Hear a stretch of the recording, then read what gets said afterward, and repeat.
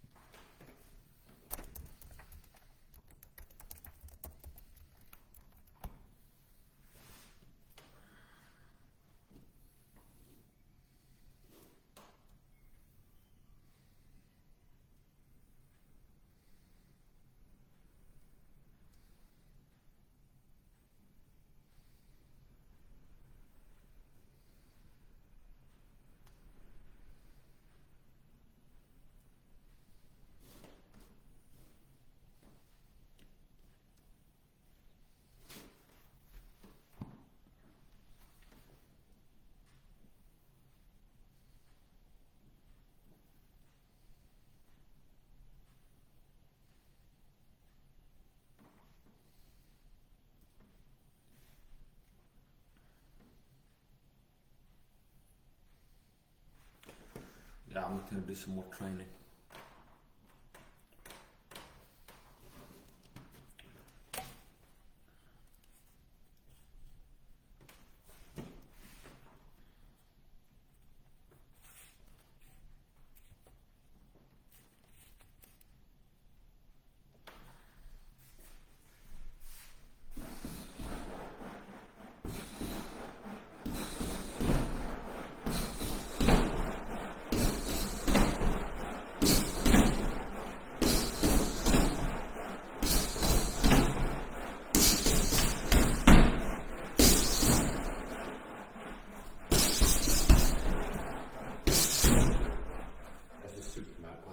What else can I pull in it, because that punch just has to kind of bend your wrist.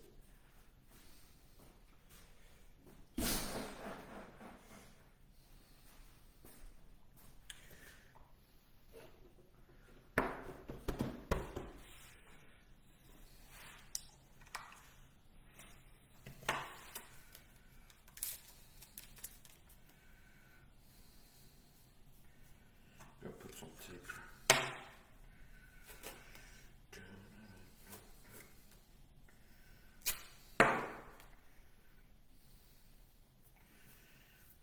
Nice brush supposed to kind of cure. So with this tape I'm less likely to get cuts. Just little tape.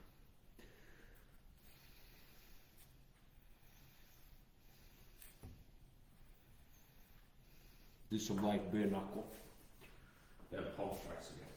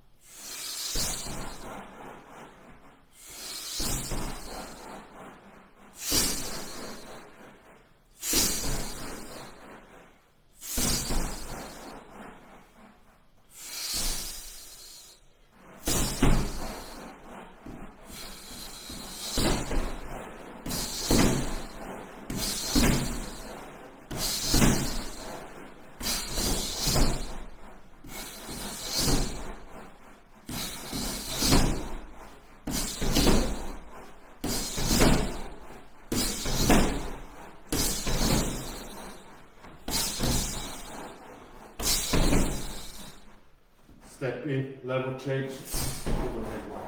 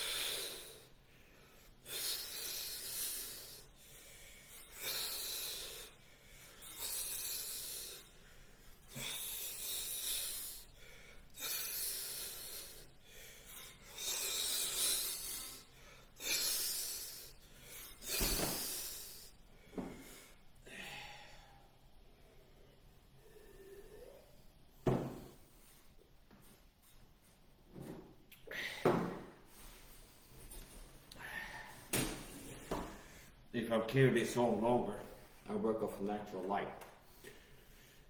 I don't have a strong light here. So, if you want to keep training, then it's not the super door. I'm gonna have to move this into the kitchen and see over there. I have red bull light there, so.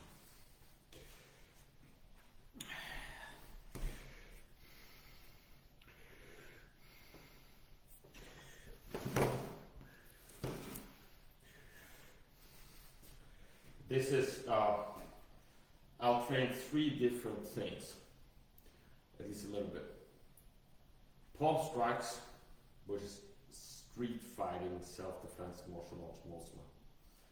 Now they used to have a fighting championship in Japan, the boss shooting for the pancreas. And they had weird cowboy boots, and they didn't allow punching with the fists, so there was like palm strikes there. But like most combat sports, it's like punching, okay? And there's not many people using palm strikes. So we'll do a little bit of palm strikes, bare knuckle boxing, and some Muay Thai. So that's kind of tall order. So I'm going to do a little bit of that, a mix of martial arts. So palm strikes. Once again, I'll teach you how to throw palm strikes in case you don't know. It's pretty simple. So boxing, if you know how to throw boxing punch, like a jab, punch with the knuckles, 95% the same ball dynamics techniques applies to palm strikes, okay? So instead of the 1, 2 punch with the knuckles, like 1, 1, 2 for example, it's 1, 1, 2. Instead of 1, 2, 3 hook, it's palm strike 1, palm strike 2, palm strike hook. And that palm strike technique, it's hitting, if you have your hand like this, you don't want to hit with your fingers, okay? Palm strikes are not like smacks, okay? Or slaps. A palm strike is a palm strike, it's punching with the inside of your hand. So for palm strikes, you have your hand like this, get a line in the middle. You want to impact, hit with the middle line down, not the middle line up. So if I'm throwing a hook like this, I'm not trying to hit with the fingers. I'm trying to hit with the middle line down. And you don't want to hit with the wrist either. So you think it's street fighting, palm strike hooks. What if the guy has like an earring, a piercing, or like a zipper hoodie, and you hit it? This is a very thin, not that protected part of your body. So you don't want to hit with the actual wrist, because we would hit something like a piercing or an earring or a zipper or like a keychain in the pocket, something like this. You can tear open the inside of your arm, and that can hurt you more than the person you're punching. So proper palm strike techniques, it's not too much like throwing your arm like you throw a bat, like this, swinging bat, kind of like a straight stick like this, hitting like this, because that makes it easy for you to hit with the inside of your arm. And there's many blood vessels here. This is not really that protected. This is the shield part of your arm. This is better and absorbing impacts, the outside of the arm. Like kicks or whatever, things, a stick or something like this. Which way you don't block with the inside of your arms against that type of force. So this is like just common sense. So palm strikes can be used in street fighting. So if I throw a hook here, that's a bare knuckle boxing like a hook to the ear area. Now, if I would throw that, or especially a person that doesn't have conditioned hands or things like this, like more brittle hands, and you hit this bone here with that hook, this here, you can break a finger, for example. If I impair with this part of the fist, not the knuckle, but the finger on this bone, it's very easy to break this finger bone here. Knuckles too. You hit knuckle bone on some other bone, it's not that hard for you to break your knuckles, break something in your hand. Okay. So one of the techniques of palm strikes for street fighting self-defense, so it's a good thing to learn if you're interested in learning martial arts, not for sports fighting, but kind of self-defense martial arts. Okay, like for self-defense, not think you're training this to become a professional boxer or something like this. You're training martial arts as like a martial arts form, you're training to get better, protect yourself, like self-defense. Okay, now by local laws regarding self-defense, the use of force at all times as a disclaimer. So palm strikes are very good to learn. If you think that I'm crazy as you hear me talk about the palms to good, okay, here's what I like to do sometimes. There's happened a few times where I go like YouTube and I make streams talk about palm strikes, and some hater will come like, Mike, you don't know anything about fighting. It's you don't smack people, you hit them with punches or what. Okay, so here's the thing. I come prepared. There's like search Boss Rudin palm strikes on YouTube or TikTok. They probably have TikTok videos, like clips, like reels. Boss Rudin palm strikes or Joe Rogan palm strikes. Okay, and watch that. And if you still think like this guy Mike is crazy, thinking that it can be good to learn palm strikes and get better at like street fighting, self-defense. Watch those clips. Joe Rogan palm strikes, Boss Rudin palm strikes, and then martial arts people. So it's not like I just woke up one morning. I think we could use palm strikes. Okay, I didn't invent this. Okay, so anyway,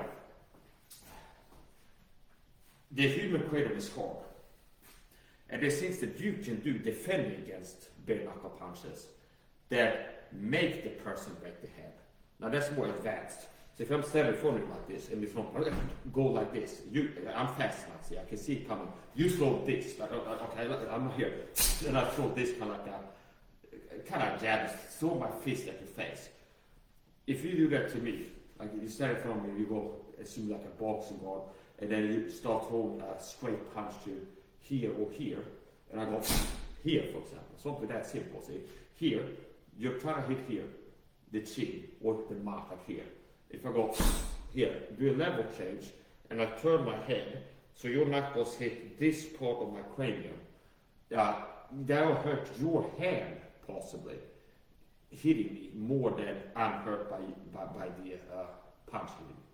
So these are like the specific details, where it's like this part of your cranium is like a harder part, and it's like angled in a way that makes it more like if you catch a punch, like here,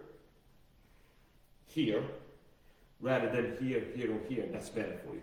Now, it's not that it doesn't make sense as far as I'm concerned. You should be practicing, like waiting for punches and like catch them with your head, okay? It's not that simple, okay? It's like the trail is like you see a punch come into with your head. That's not the thing, okay? But it's like if I'm standing in front of you, throw a jab, like here at my head, well, I can kind of make it miss. You can do like the classical boxing stuff, okay? Like move your head, like all kinds of stuff. You can do this, for example. You can do all kinds of stuff. Now, if it's like close as here, if I do a level change and turn my head so it hits here, that can make somebody break the hand. So let's not get like bogged down in the OCD mindset of details. But here's a point: palm strikes can be very effective. And as with everything, it's not like you see a technique in a video. It's like, oh, I saw a guy throw a palm strike once. I'm ready to use it in self-defense if my life depends upon it. Okay, it makes sense that it's like you practice things.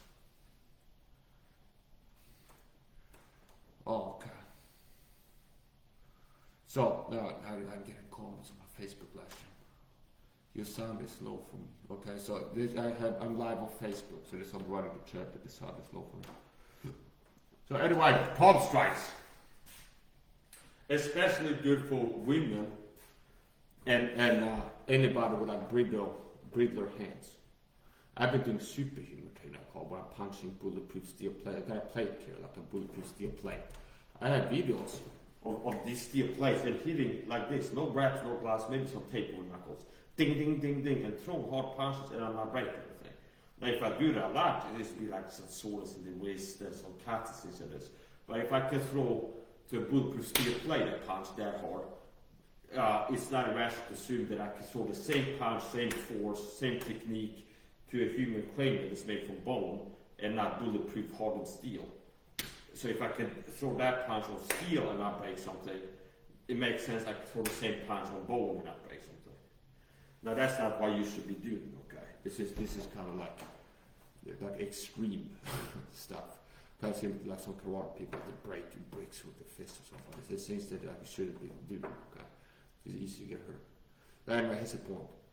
Especially if people don't have conditioned hands. It can take some time to condition. Muay Thai fighters, for example, it's like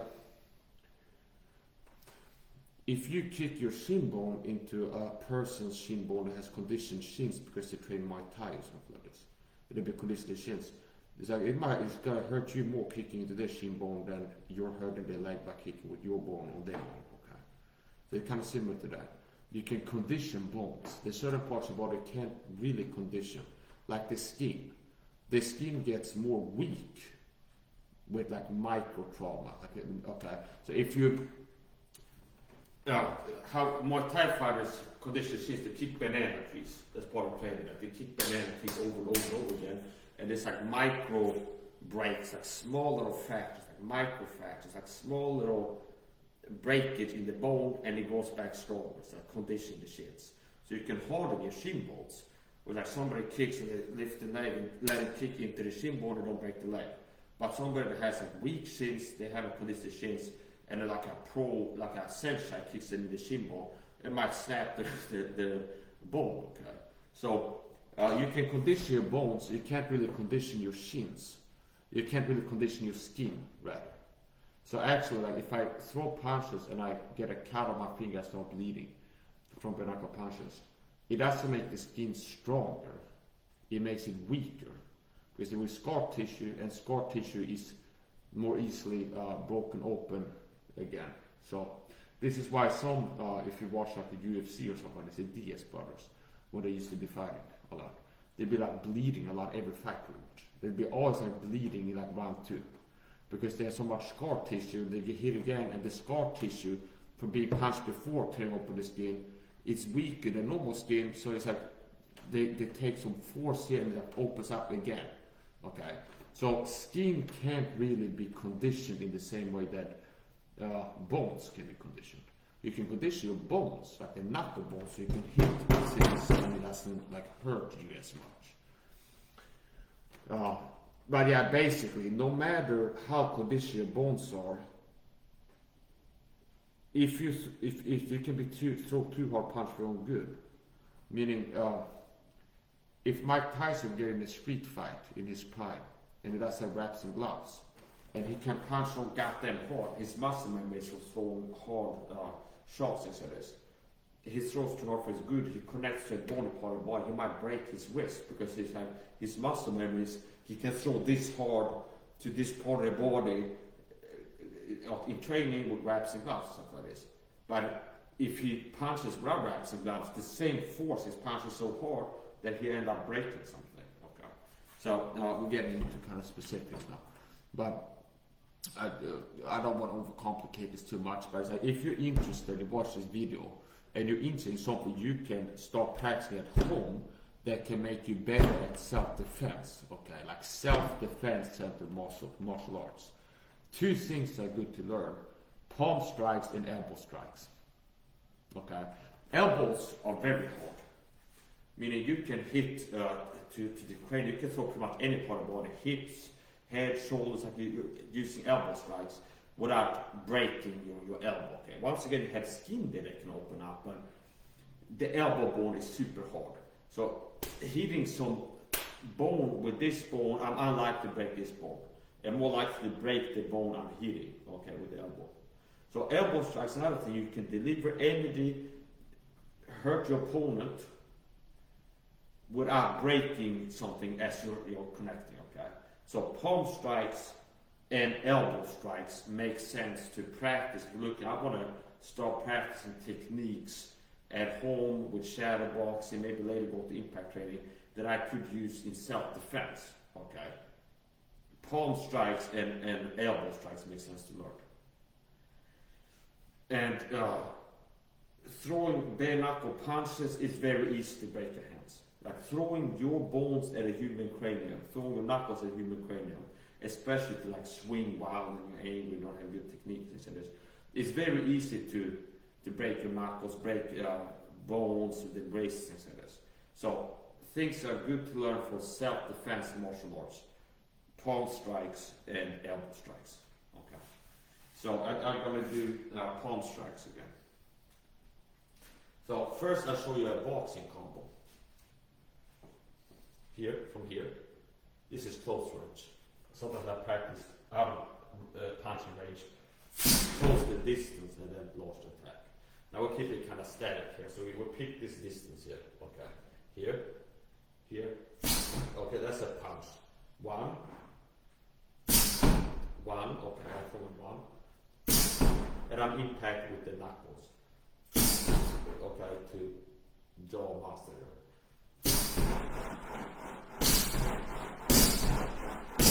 So they're the same one, pumping the one.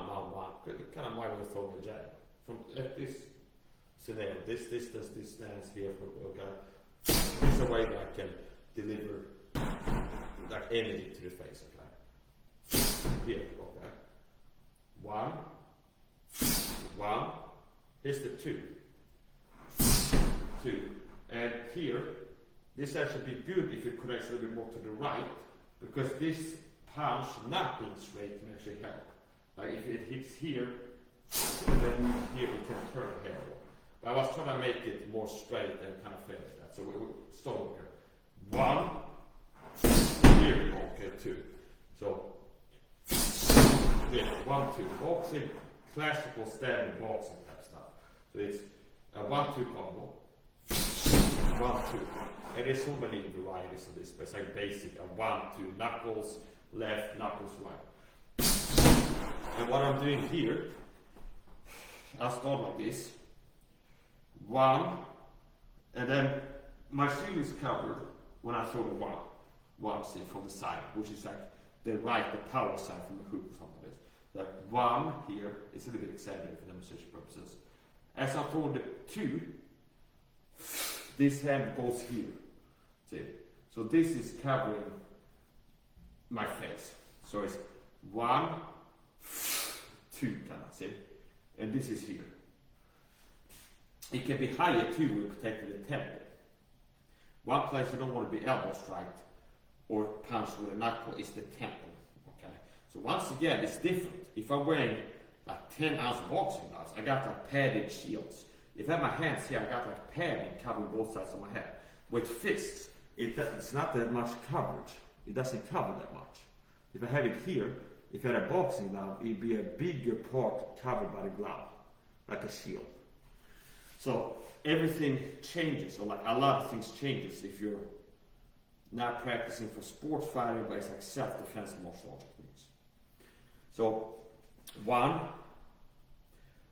2, okay.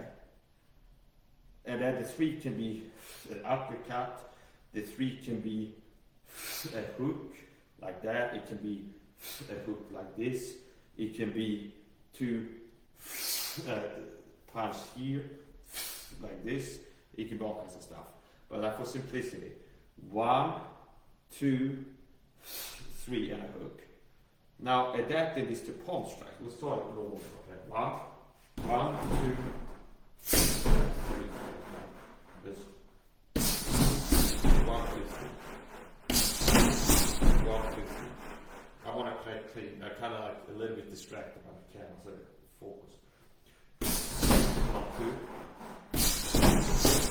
2, 3. And what I did there is I'm leaning back, which, like for counters, so if I'm punching here, it might be a counter soccer command. So moving away can help sometimes. The bang, you can make it even more advanced, where it's like as I'm throwing the one, I do level change here, okay? Drop down. 2 can be here, 3 can be to the bottom, like the rib cage, lever, rib cage, whatever. Now, keeping it simple, kind of static. So 1, 2, 3. Okay. Palm strike, same combo adapted to palm strike techniques. Instead of this, it's this. Okay, like this. See? And I'm hitting with this part, not this part, and not the fingers. So it's 1, 2, and then it's adopted to where I have it like this now. 3 hook. This is palm striking. 1, 2, 3.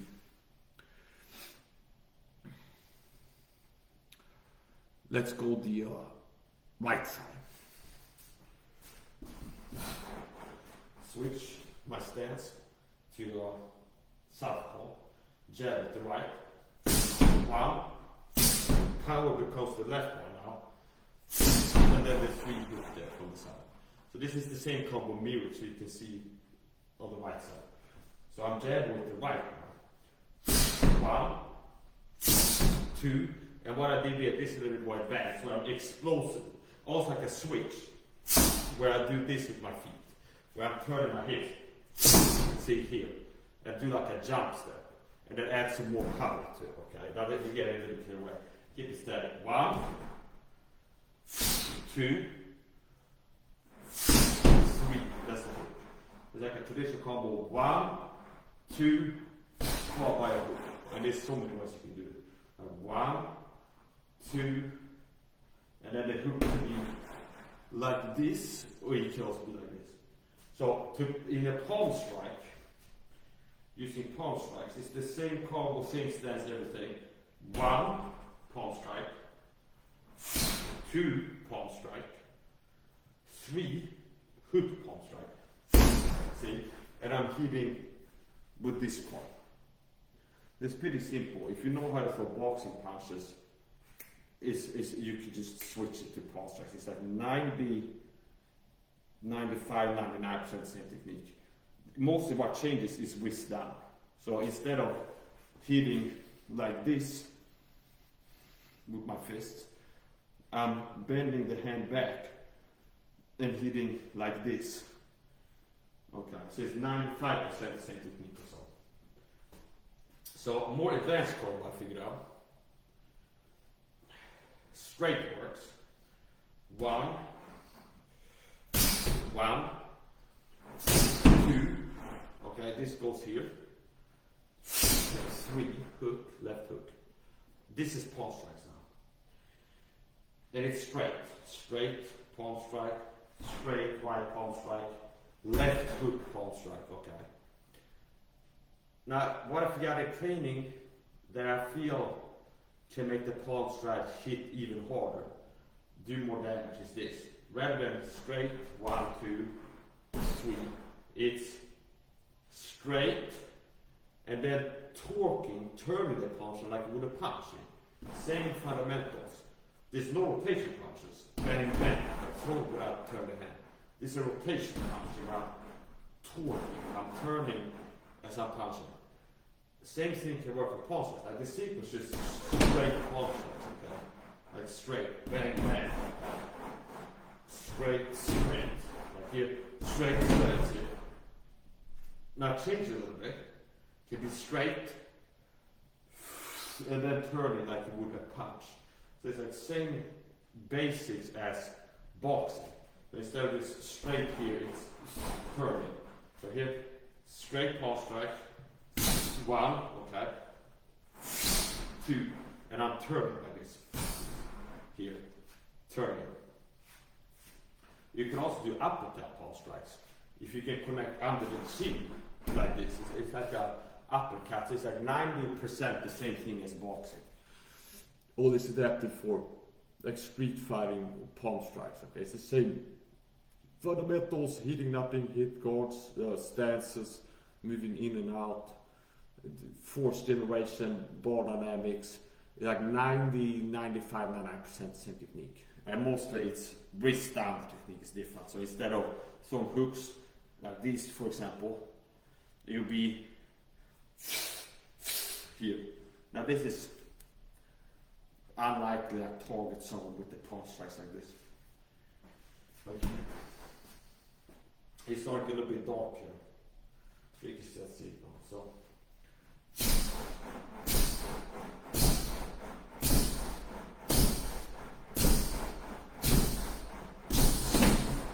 With uppercut, 2, okay.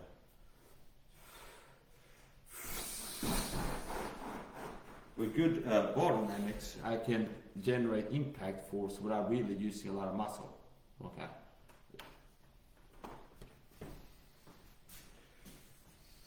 So I can generate force on punching. So here's one way I can generate power. Like forcing myself now to not move my legs and not rotate that much.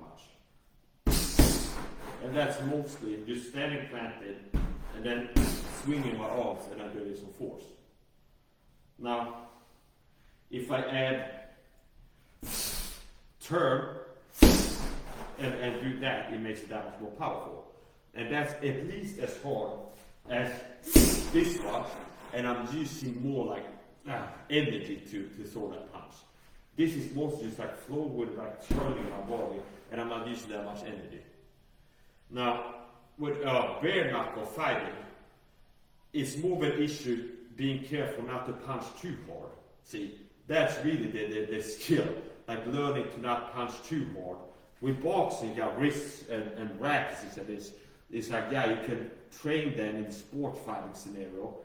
It's like you got grabs, gloves, 6, 10, 8, whatever ounce, you can throw hard. Now with bare knuckle, it's more about learning to not punch too hard and picking your spots if you're punching hard, where and how. I'm not taking guests. I saw somebody show up that this person wants to be a guest. I'm not inviting guests. I'm not taking guests. So here, this is close range now. So thus far, you almost forgot. Okay, I made a list. I gotta do this, this, and that. 2 out of 3 checked. I've been doing palm strikes and bare knuckle. Okay, and I said some Muay Thai too. So now comes to the Muay Thai. Okay, we've done the palm strikes, we've done the bare knuckle. Now we use some Muay Thai.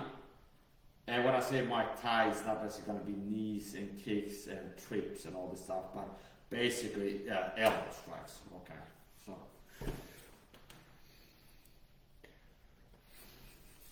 Elbow strikes also good. I believe in elbow strikes to the body. So you can throw a punch to the solar plexus and it can like knock the wind out of somebody. Especially someone that's not conditioned, they haven't learned how to like breathe, they don't have muscle padding or fat padding. They have, okay, some people are more vulnerable to being punched to the body than others, okay? There's like specifics, like what's your composition, what's your conditioning, and things like this. But basically, if you play sports when you were a kid, you got a basketball or football, like here, I think a lot of people had this experience that they play sports with like a ball that hits them in the gut, like knocks the air out. So being kneed or punched in this area can have that effect, okay? Now it becomes less likely to have that effect if somebody has like a conditioned body and they practice more closeness in this. But elbow strikes to the body, I believe in that. Now remember, this is not sports fighting, this is self-defense.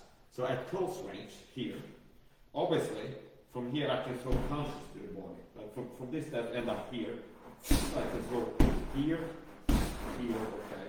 I can throw uppercuts, things like this. Or like straight punches, okay. Now, elbow strikes to the body can be effective as well. So if I'm here, you see that explosive, I call it the uppercut elbow, okay. Where it's like I'm throwing, like you would generate force from uppercut, for one thing or many things. Like boxing, you know how to generate upward power, strike with your fist under the chin, like here. kind of, okay. Now it's same there, like 90-95% the same technique body dynamics as a boxer's uppercut, only applied to an elbow strike. So instead of like throwing here, it's like here, throwing here, see? Instead of here, see? Notice how it's like a lot the same, like the body dynamics. If you turn here, then more power, explode up with something uppercut. This is boxing now. That's about the same thing. It's very close to elbow strikes. It's like bang, bang, bang, turn, explode up with an uppercut elbow to the sternum bone. Now, you have to find the openings. So if I'm standing in front of it like this, see, obviously elbow strikes here is not going to hurt me as much because of the guard, as if I have my hands up here and you deliver like an elbow strike to the body. Which I think, if I drop a level here, see there to the rib cage, that, if that would hit me in the ribs, actually broken my ribs right there. Just what I just did, okay, like here, digging the elbow into ribs, you don't need that much force, okay. Even this can hurt. Even this could break a rib. Then it'll explode there, like to a rib, okay. So, obviously, you have to find your opening. It's not like just attack the bottom all the time. You have an opening. So, if I'm standing in front of you like this, here, okay, like circle or something like this, if you throw the upper elbow here, it's not going to hurt that much. Okay, so I'm covered here. A side elbow here could hurt if the ball is unprotected, like through the rib cage of the body. If the hands are like this, it can interfere with me, like delivering force to the rib cage to break the ribs, stuff like this. Now, if the hands are like this, and I go sidestep, you understand, like here, somewhere stand like this. I step to the left of the center line. Now open up an angle to throw this in between the board. See, like here. Here, elbow strike comes here in between the guard. Hit me here in the sternum. This type of stuff that you really want to practice it to increase your chances of being able to pull some of this off in an actual fight. Like muscle memory, reflexes, conditioning, your strength, your speed, things like this. Yeah, but here, for example, the guard is open. See, and quickly stepping in here. This is also moving a guard up here in case it's a reactive elbow or something like this. Then from here, so notice how I'm doing this, moving here towards this power right, and I'm putting up a guard here, and then it might look like I'm just blocking something here, but I'm moving in and then turning the force into like side and then through. Okay. So elbow strikes to the body can really hurt somebody. I have to find the openings. If I stand like this, an elbow strike is not going to hit my rib cage from the side. If the arm is there, I hit the tricep or my elbow. But if my hands are up here, for example, see, and you quickly drop down and you're able to, you're fast enough, drop down and then get an elbow strike in here when my hands are up. Now, okay, so it becomes reflexes, precision, being fast enough, and things like this. And these are things that you can, as with everything, improve your chance of being able to pull this off successfully. So, elbow strikes to the body now. See here, close range, close the distance, and it's the middle line here, sternum, solar plexus. See here, just like an uppercut. See here, and I kind of exaggerate a little bit so you can see it. Forgetting some details and guards and what I'm doing with my head. But here too, if I start at long range, bang, bang, bang, I'm here now. See that? See? Here, bang, bang, bang, bang, I'm here now. What can I do? If this is open, it's not an arm in between, I can go here, see? Elbow strike to the rib cage. Here, bang, bang. If the arms go upwards, maybe grab my neck like this.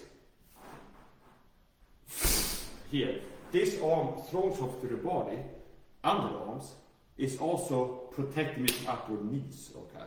Like if I'm here, your hands are like going for a clip in my neck. And I like drop my level slowly up here. If this is open, so it's like to have these attacks be feasible, like elbow strikes to the body, which is not like a typical target, so elbow strikes. You have to find your openings, okay? If my guard is here, you can be fast enough, get an elbow strike in between my hands, here. That can hurt me. Kind of like a knee. If you look at high fights with a UFC, like if the hands are here open in the middle, the person explodes up with a knee. It's the same thing with the elbow strike. I can find the openings, train things of this to make it more likely to pull off. But like here, see here for example, here, palm strike, pushing palm strike to the face. Here, here. Okay, now here's the last position from here. Here's the last position for a power and elbow. Now it could be here, okay, which is more traditional target. So see from here, break it down, out against distance, explode in, push the palm strike to the face and cover his eyes too. By one balance. Now I'm in a power position here to launch a power right. Also a right knee. It could be this, okay, or if this is open, maybe this hand is here or do something. See, dropping the level here to the rib cage.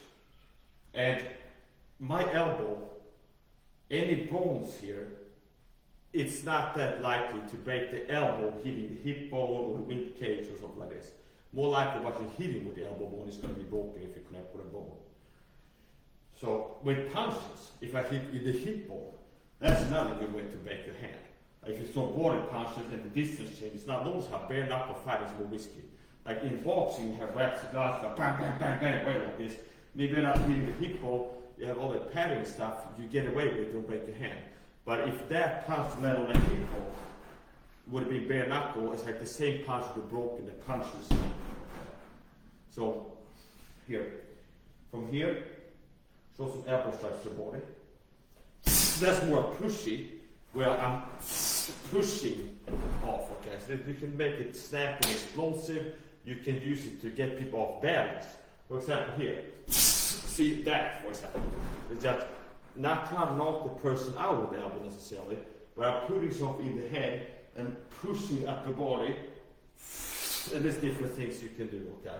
Now everything is like can appear simpler if you slow it down, like 1, 2, 3. You have to drill things to increase your chances really to pull it off. And hopefully like try it on the sports and sort of. That's the point. Elbow strikes to the body is what the doctor ordered. Here, from here, and this is better angle. So if he's doing this to me, okay. Now the threat, the obvious threat is the knee side, okay, here. This range, if I here, is like what I would be expect if I was hitting was like a knee, okay, like a knee here, knee from the side, jump up, pulling in, and like a knee, okay, especially the right, okay, this position here, okay, here. This is like the obvious, the thing that is like, spider sense is like, this might be common, so like here for example, okay, or even higher, it's like pulling the person into it and then, okay. Now, if that person is doing this to me, so that times in training, I do like a flash in time to figure out techniques. Like I'm self-taught, self-trained. Like I figure out, a lot of times like dividing things, where it's like a flash time step in time. It's like, what if I end up here, okay, and if I'm here, this person's here right now, what can I do from here, okay? See, what if I end up here in a fight, what can I do from this moment? What can I do from here? Well, I guess I can go bang, bang, bang if this is open. I can grab a leg if I can reach it and pull on something like this. I can get the other hand, do this and then knees or something like this. So a lot of times as I'm practicing different techniques and being creative, figure out like combos and different things like this, it's like a snapshot in time. It's like if you end up here, what can I do from here? See?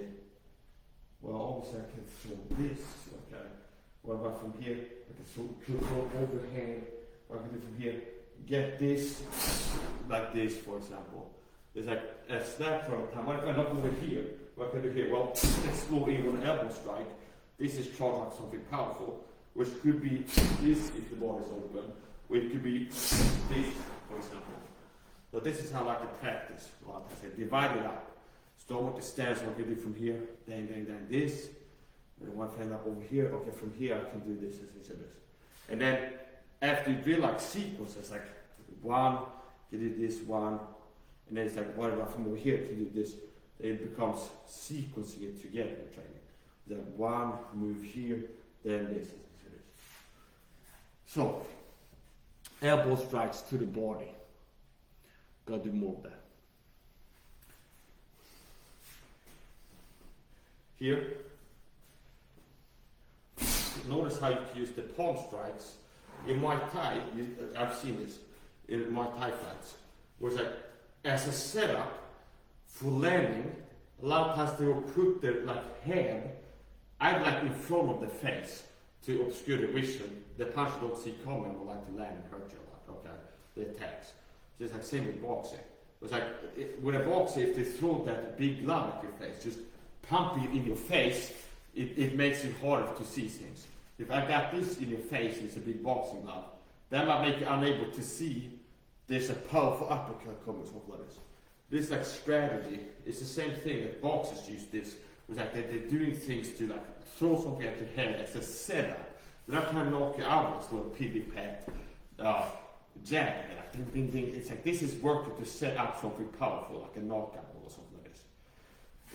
And in Muay Thai, you can use the hand, like an open hand like this, put it in front of the person's face as a setup to throw something. It could be a knee, a kick, or whatever. But like closing this is putting something like right in front of the face or like on the face. Also, impact, like if you touch the head, you can wrap it around and get the neck. That's important. If I put this here, he can't see this head right now. See, I look at his eyes. Now he can see my fist here. He can see the fist and have a chance to react to it in some way, okay? Now, if I go here, and it's like, this is kind of size, he can't see this, okay? In this like millisecond, like here, see, right now, if this ends up happening for a millisecond, he can't see things coming from this side, see? So if I launch it, the same second, it's like it's already landed once on the other side. So this is the type of stuff that I see pros do a lot of, like in fights, is that they put something here, cover it, and this is set up, because there's things that you could pull off, like Muay Thai, like the French or somebody, fighting like your average Joe in a street fight. Or it's like he might be able to be silly. It's like just walk up around a guard and bang, like kick in the head, okay, something like this. And it's just so fast you don't see it coming. And the person doesn't have like reflexes for doing things, so like putting it up, something like this. So it's like, but if he's fighting another pro Muay Thai fighter, he might have to do something to set up the head kick. Whereas like to an average Joe, he just walks up, bang, suddenly his leg is in your head, okay, you're knocked out. But if he's fighting somebody who's close to as good as he is at Muay Thai, he might have to work hard to like set it up. Not just kind of walking like boom, and then they throw it. He might have to be like bang, bang, bang, throw punches, gets you off by punches, and then suddenly it's like a knee coming, like a low kick or something like this. Attack to the head with punches, low kick comes or something like this. So if I'm standing here and I'm gonna kick to your leg, like a low kick here, it's easy for you to see it coming and move out of the way or raise the leg and check it. If I'm just standing here right now, and the first thing I do is to throw a leg kick. Now, if I get you occupied with being attacked to the head, but I punch, punch, punch to the head, this is being threaded to the head, okay, punch, punch, punch, punch, and then now it's a low-level attack that flows into it. It's like I'm being attacked to the head, and it focuses on the head, on the attack, and then suddenly something comes up here. Whereas on a, like an average Joe, you like to be able to pull off his stand for it, okay, he caught him. So, it depends. Certain things, techniques might work on some people, not others, okay? So anyway, that's the point. Elbow strikes to the body, I believe in that. I believe it to be effective. And I don't know why I haven't seen more of that like in the UFC or Muay Thai fights, if the rule set allows it. It's like, okay, it's like obviously they could really hurt somebody. If knees to the body can hurt somebody, if elbows landed anywhere can hurt somebody, why don't we see more elbows to the body?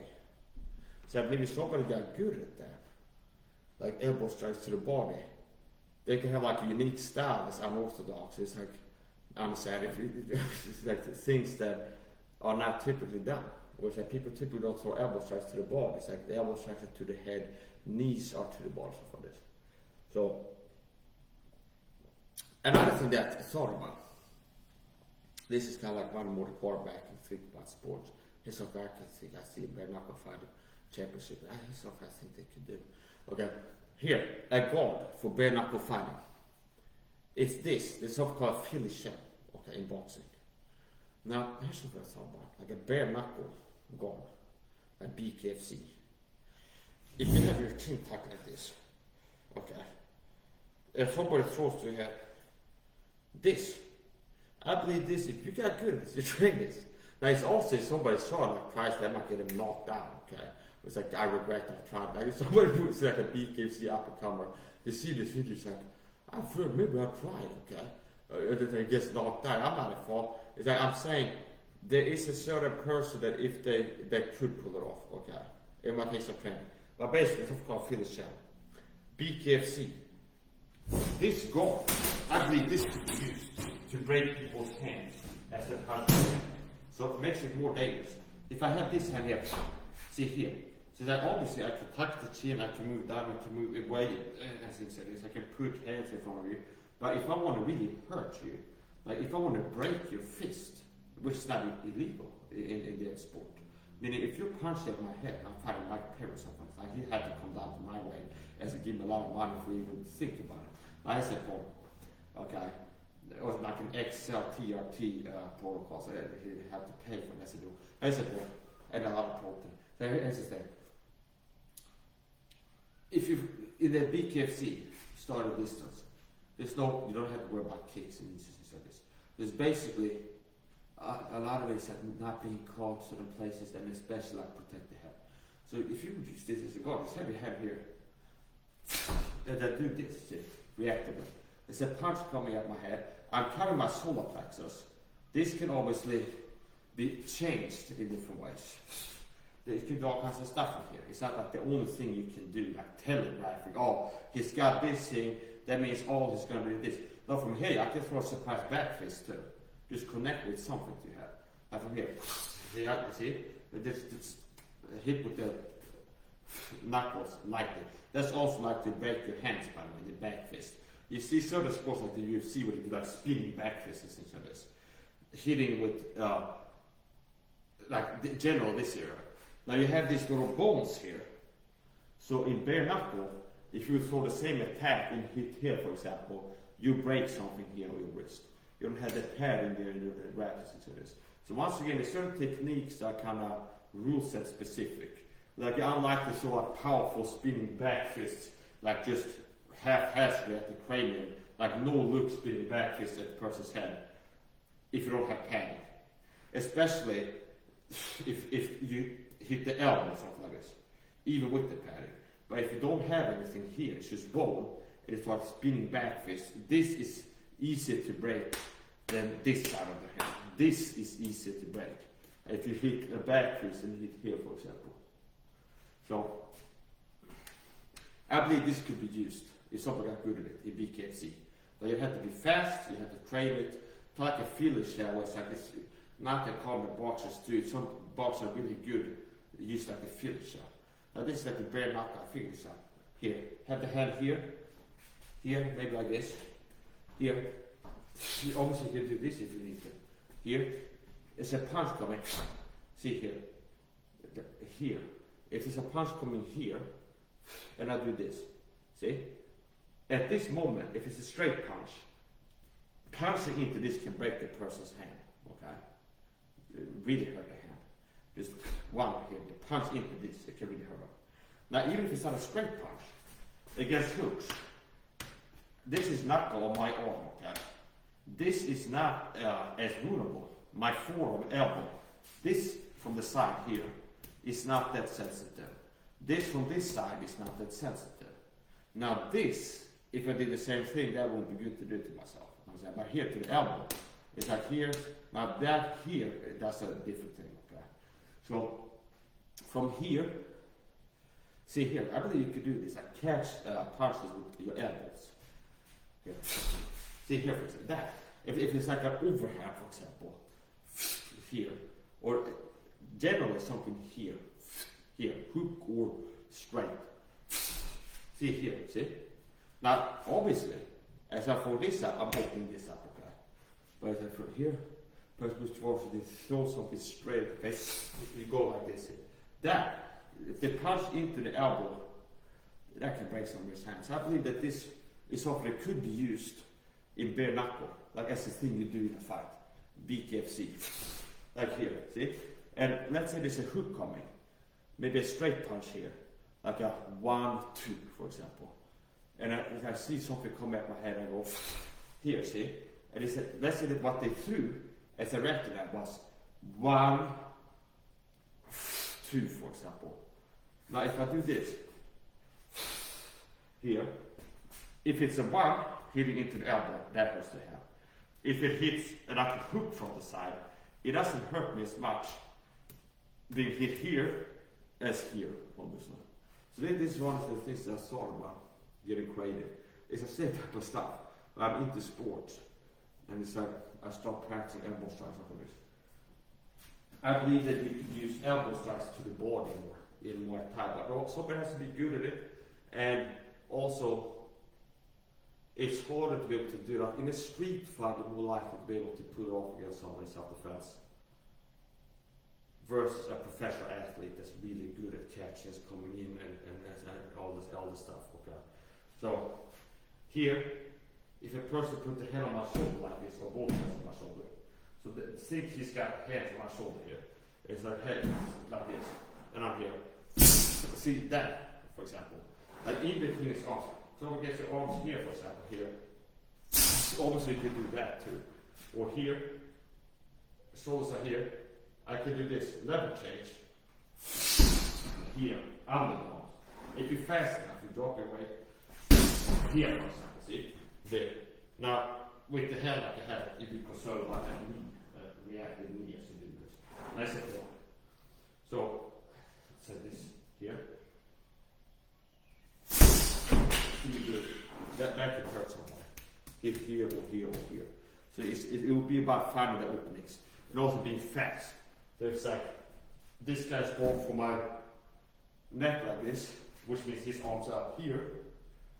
It's like, yes, if I'm fast enough, my time is right. His hand's been here, and my hand's been here, okay, which means strength him like this. This is something you could do. See? Or this. Here, see? Here. Solar plexus or rib cage. Or here, see here. I want to have my hand a bit more hit, like this means. This type of stuff I like to get into. Okay. So it's like, I don't know if you can tell I'm past my martial arts, but I get like OCD about things. With no, this is how you could do this. Like, why don't you see this? So, I don't know if you perform BKFC, but Mike Perry is a famous guy in the BKFC. Also Eddie Evans. He had some broken jaw surgery recently. It's a brutal sport. Was it Luke Rockhold? That also got damaged. He said, I'm not about this. Okay, I don't know, maybe he doesn't want to look like, I don't know, the Hills of Ice or somebody said after more fights. Well, that's important. No. Something that I do believe could be used in BKFC is this thing that I showed you. Like here, like let's say it's Mike Perry in front of me. Just react to okay here. And I'm here. I can jab that from here. See, this is coming here, body punches at me. I'm turning the left side. See, notice how I can do things to protect myself. Here, so if it comes here, a straight punch here, okay. Punch into that. If it's from the sides, my shin is guarded. And it's not just that I'm taking less damage. If there's a hook coming here, and I take it here, rather than here, it hurts me less. Could be this be a knock or not knock. Just having anything in between my jaw and the punch, okay. Now, it also has the potential of breaking his hand, okay. So that if I throw a punch that is straight like this, and you're fast enough, you do this even, see? It's like the reverse of like a stepping elbow. It's like, I move towards you, I got to throw a punch, and you're fast, and you go here, see, there. Like a straight punch or something like this. And like here, like, see here, where my chin was, there's suddenly an elbow, and your punch lands there, that can break the hand. So it's like now it's like a doctor stop. If the person breaks the hand, you win the fight, I guess. Okay? And the same thing, like if you get punched, it's like you're like this, and the doctor's go, this like you won, okay? So anyway, that's the point.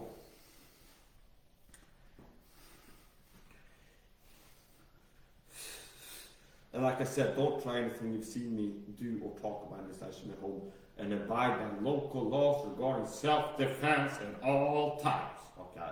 And use of force.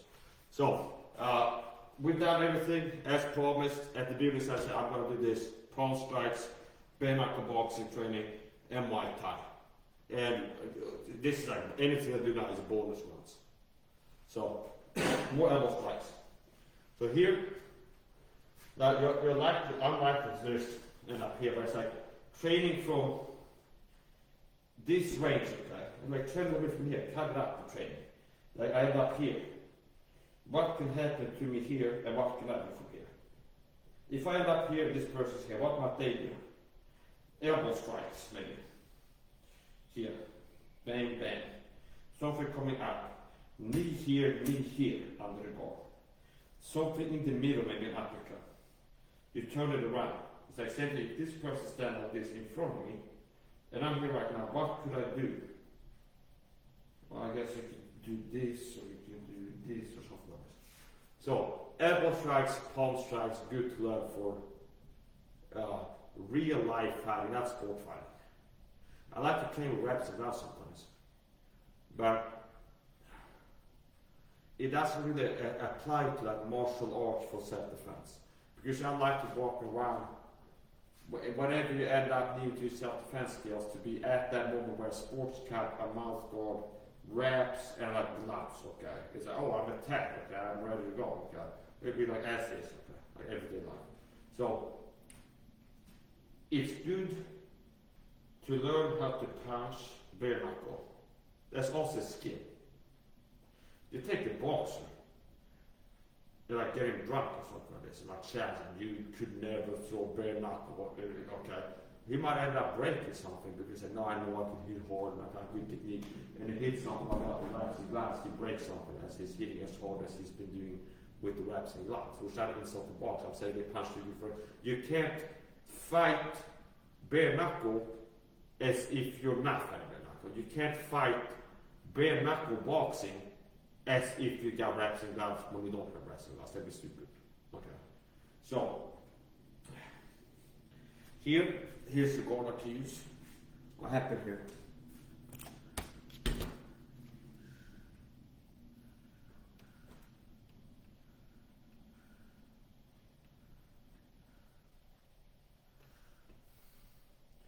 Yeah, so I got one of these things where I had to touch the screen for a while.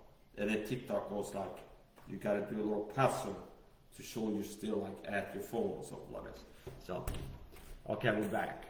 Maybe finish up. I'll get a low battery, it's slow charging. I need to buy a new charger. With this charger, it like charges slowly. So, do some more just technique execution and not focus on like talk about everything I'm doing. I'll show you some bare knuckle. We'll go bare knuckle combos, palm strike combos. That's some elbow strikes. Go pretty light. So bare knuckle boxing. 1, One, okay. One, two. That's another thing I can do. Three.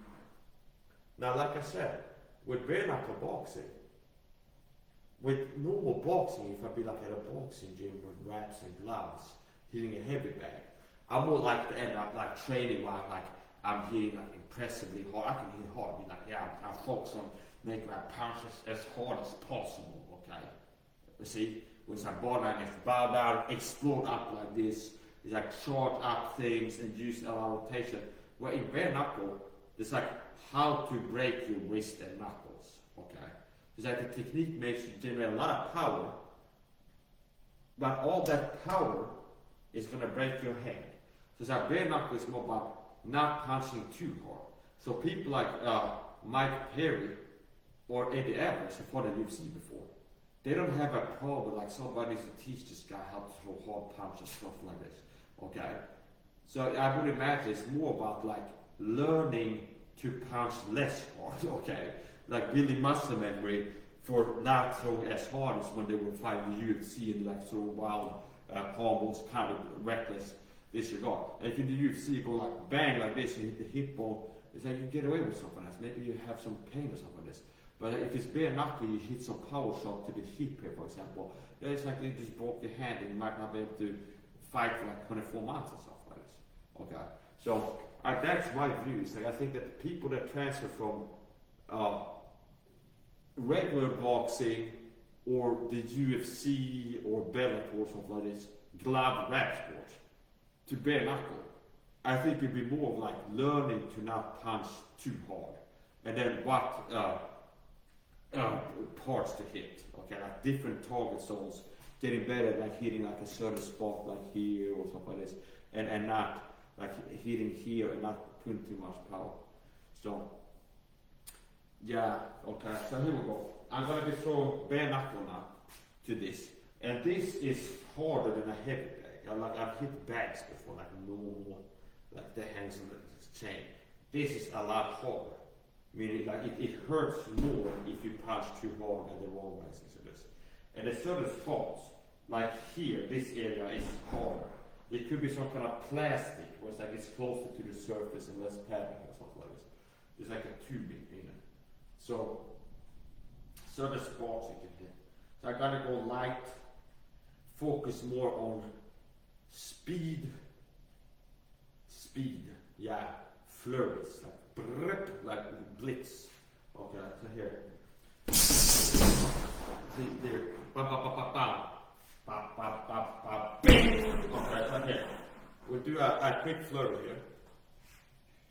Here. And here, once again, boxing, you might want to put more force into this. It's like bang, here, bang, okay, where it's more like the whole body's behind it. Where bare knuckle might be more wanting to like hit, okay, like many light punches hitting all over the place, rather than like this super hard punch, okay. So they said, because if I hit the wrong spot, that's my hand.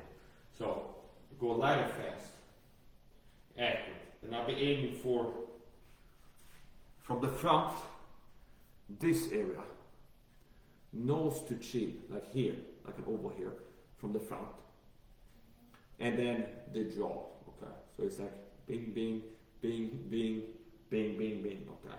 And not really going on the top here. Also to the sides, the ear is a good target zone too. Go light here. See, that's it. That's a fast enough, accurate enough combo, and maybe not too hard. Okay. So here we go.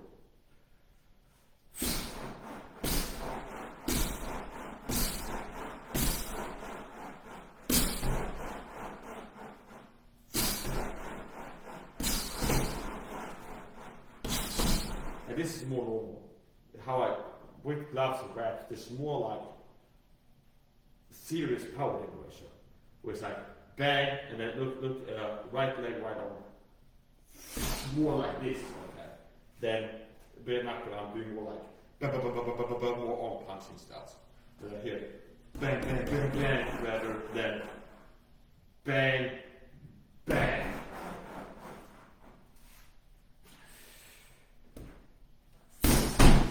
That was the pattern. That's another good part. So now this is also part of the learning, where I hit wrong, I can feel it. Okay. Whereas I can hit a weird angle, a little bit too much force to the wrong place, or like this is immediate feedback. So here, that's a surprise little quick uppercut here. See there, that can hurt. That's enough to hurt someone. Here. Okay, that can do something. But here. See here, just up here. Here. See here. Okay, here. Now this can also be done. Light left. Guard goes up to the right. I'm going here. Okay. Here. This is more boxing, like traditional, like a lot of force generation, using your whole body, rotation, like putting kind of all into it. Okay, so that's less of that. Not trying to hit my hardest because that's how you get hurt. Okay, so it's more effective to not hit my hardest with my taps. So here's the thing. Here. I like this too. Here. Surprise. A more expected thing from here might be like this here, or this to the body or something like this, or here or something like this. Now, surprise, uppercut here. Now this is dropped up now. Now this can come here, okay? Or it can come here, or it can even become an overhand line, okay? Which is kind of risky. A lot of times if I throw that, I like to bend it forward like this. Because if I keep it like tense, straight wrists, and I do an overhand, it's a tendency to end up feeling kind of like a weird hand twist like this. Okay, or with the wrist, which is what you don't want to do. So turn it like this. Here, I call it the scorpion punch. It's one of my hardest punch. In training, some of the hardest punch I for the training would be what I call a scorpion punch. See if I can feel it pretty well. Here, back here. See, I call it a scorpion punch because it comes from behind my butt pretty much, like a scorpion's tail. Like a scorpion's like this. It's low, see, and then it comes with its stinging like this over its back pretty much. So it's like over it. That's why I call it the scorpion punch. Okay.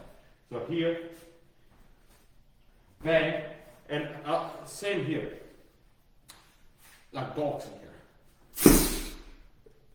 Level change, step in, throw some to solar plexus.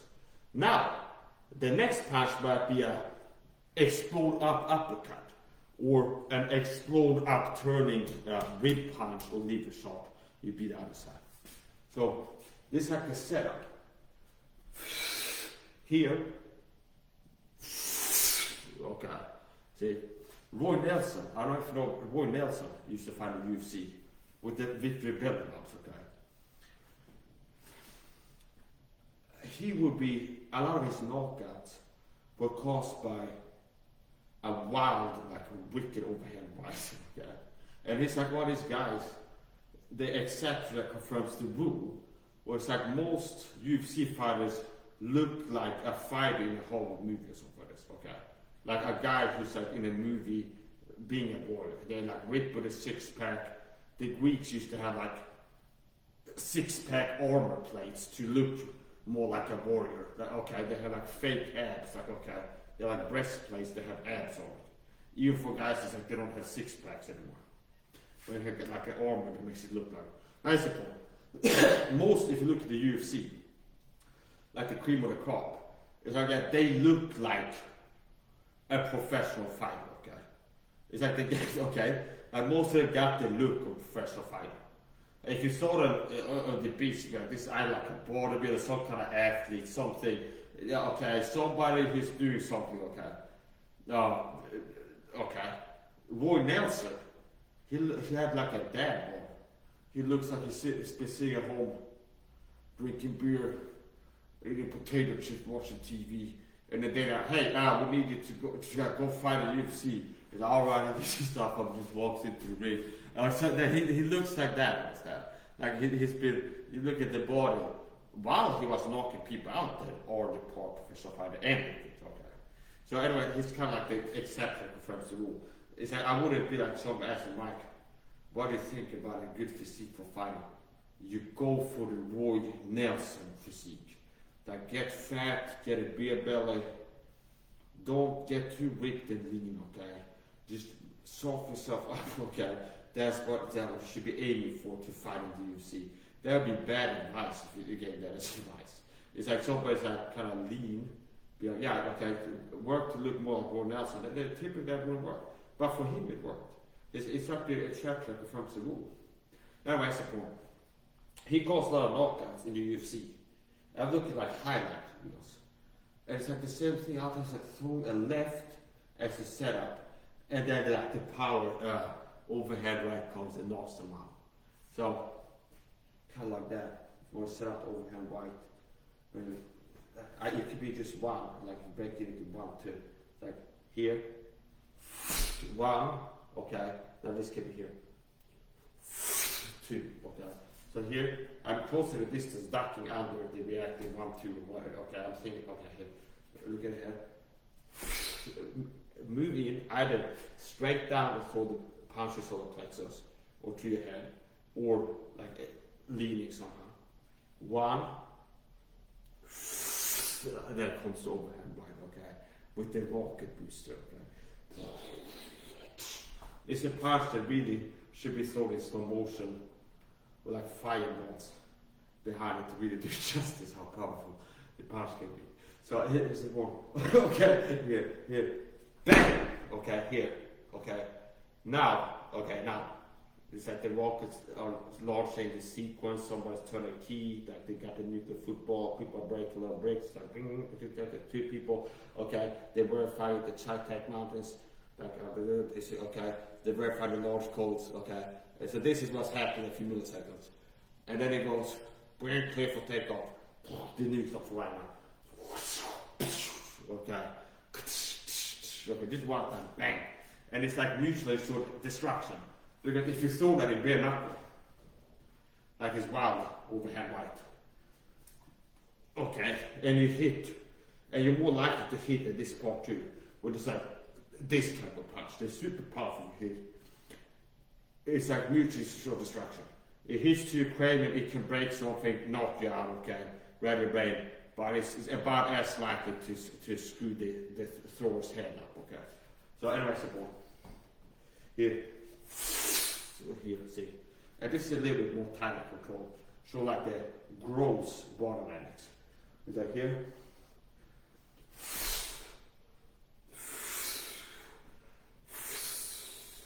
And I'm pivoting on my foot. Here. So notice how this shoulder wants to go here. There's a bag here. Kind of like you would be throwing a baseball, something like this. Here, see. Okay, if I had like a baseball, I want to throw it really far. That might be the bottom dynamics of throwing something in, not throwing a hand, but throwing something in the hand. Might be this kind of thing, see. Here. Either from the side, kind of here, or more like 12 to 60. Okay, so it's a little bit like that, like massive force generation at the end of this. Only it's not catch release, it's here. Okay, it's like with the sound effect. You have to learn the technique of adding sound effects to punches. Okay? That's not something I'm going to teach you. Okay. Also, the slow motion, which is something needs called slow motion. It's like bang.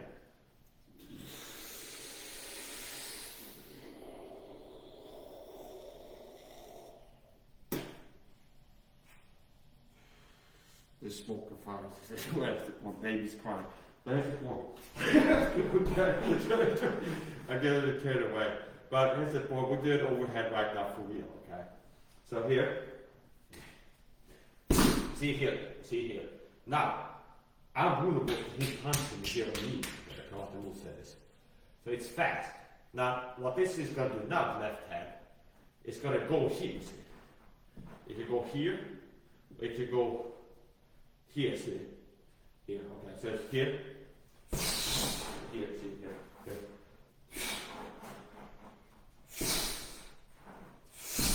See there, see, that's the overhand. Well, that's one way to throw overhand right. You can also call over the shoulder, because I'm throwing the fist above my shoulder, okay, versus kind of in line with it or under the shoulder. So like, that's another way to classify it. Like an overhand and over the opponent's hand guard is one way you can think about it. It could be an over shoulder punch, because here's my shoulder and my punch moves above my own shoulder. See? That's another way you can classify it as an over shoulder punch, meaning above the puncher's shoulder.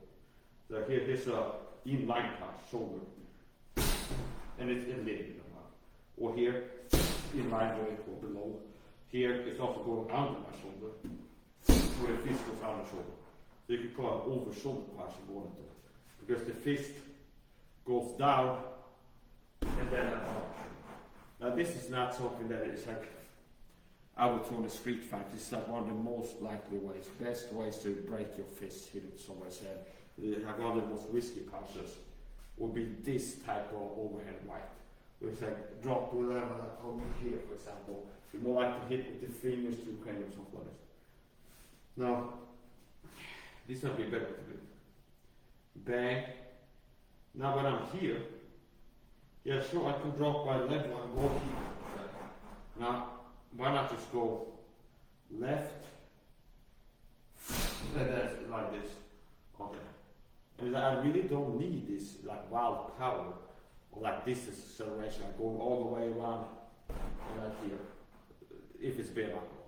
Like, it's like, do I really need this? Like this a lot of power away by spinning over.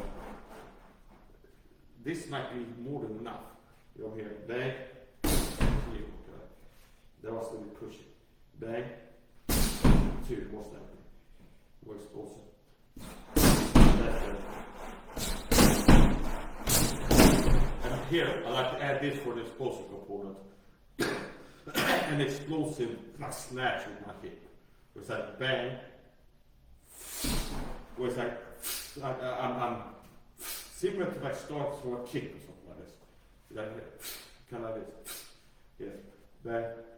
It's like, and sometimes I almost lift a little bit.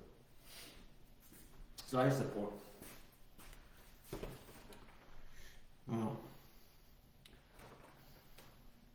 Here's another thing I need to keep an eye on. A little bit. Tony Ferguson's gonna fight some, Dylan Davis, some kind of thing. I don't know what Tony Ferguson is, that's not very much fight. I'd like to see that fight. I'm actually rooting for Tony. Actually. It's catch me myself. And it seems to be beautiful if they can start like being an agent or something like this. Now here's the point. This can be a stand-in for boxing punches, boxing training, for the jaw. So since this guy is always standing erect like this pretty much, and he's got some head movement which is mostly like pendulum like this, or kind of like this, okay, is his head movement, okay, and a little bit like this, okay. So when he's standing like this. Now, if you look at me when I'm training, I end up getting lower on purpose sometimes. So I'm standing from dummy is where I stand kind of as tall as I can be from it. It's like a lot of times I drop down like this, my bent knees. And I spend a lot of time being like low, or like going low, let's say this. And I don't really like train fighting tall that much. Okay. So if we both like kind of high here, this is a more natural way to punch, especially for speaking tall. Bang. Now, in a Muay Thai fight, I like to just keep this, okay, level of his head all the time. So it might be that he goes down here or something, or like he moves down or back and down or something like this. So here, uppercuts can be thrown here. It's kind of like an awkward level to throw uppercuts. like here, okay, here, like you do, like here, then do a 1-2 straight uppercut off the same hand. See here, catch with the rebound. Here, bang, here, and this can be a good stopper. So if I moving at it, bang, still move towards you, throw this up here under here. That's the point. Here. Basically, what I'm saying is this. If you want to practice uppercuts, I don't always have to throw my uppercuts up here.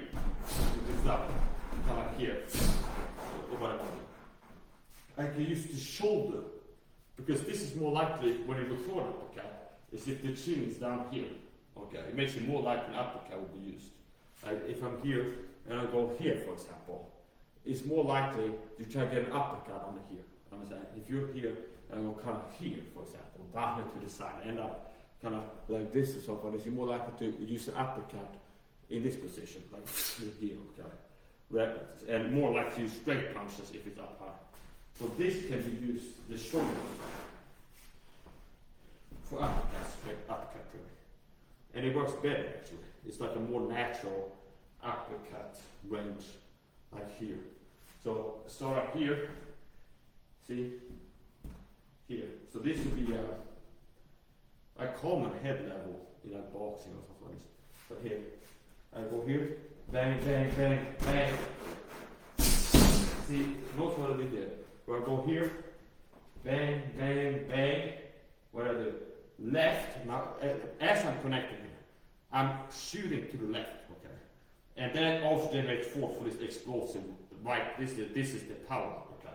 This kind of bang, bang. See that, there. This one, this is the power uppercut. This is kind of just like bang, okay? And go bang here. Now here, this is the position to, okay, for the power uppercut here. Here, this is more powerful. So finding a lot of it effective boxing is like position. And I'm glad that this is this. Not just the uppercut. It's always as dangerous. The uppercut here. Yes, I know it's like a certain like tricks to it. But here, if I stand here for example, my uppercut is not that powerful. Like all the punches in here. Well, it is kind of powerful. But if I make it more powerful, bang, here, and I'm excited about it. But here, bang, bang, short it all, turning to here, bang, here. This is the magic. Okay, here, side step, by some distance here, here. And that was good. I could feel that it almost was a bad angle, but it was mostly the knuckles. There's the point here. Yeah, that's all. Do some more uppercuts.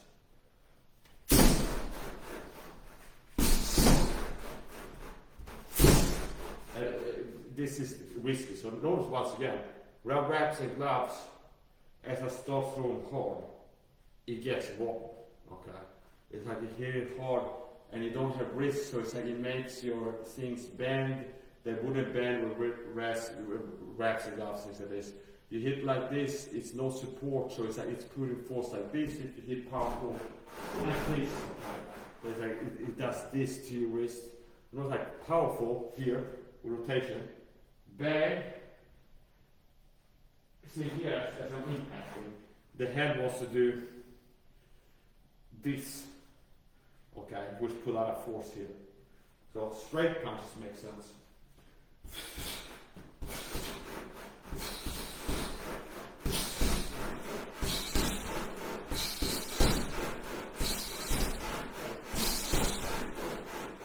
A lot of times I like punching with my body, where it's like I'm not using that much force.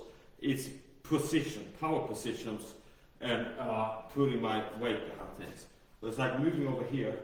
See, as I'm throwing a left hook there. See, and just that makes it more powerful. But I'm moving here and dragging my punch behind me. So it's like kind of here. See, and I'm hitting that hard as I'm moving away. See, here. So power, distance, acceleration. So I can make a punch harder if I have this. Okay? Now if I have this, I can make it harder because it's more space to accelerate here versus here. Yeah, this is power from the hip. It goes to the hip and then goes up from there. I like this stuff.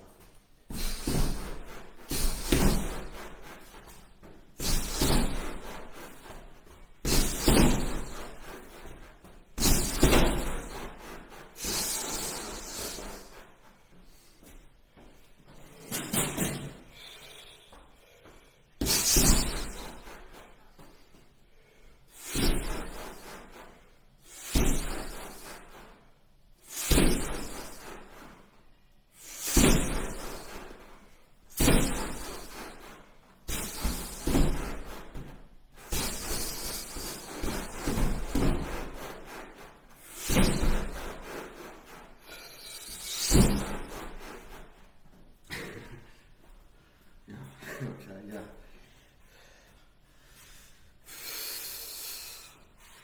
Elbow strikes. Last part of this, elbow strikes.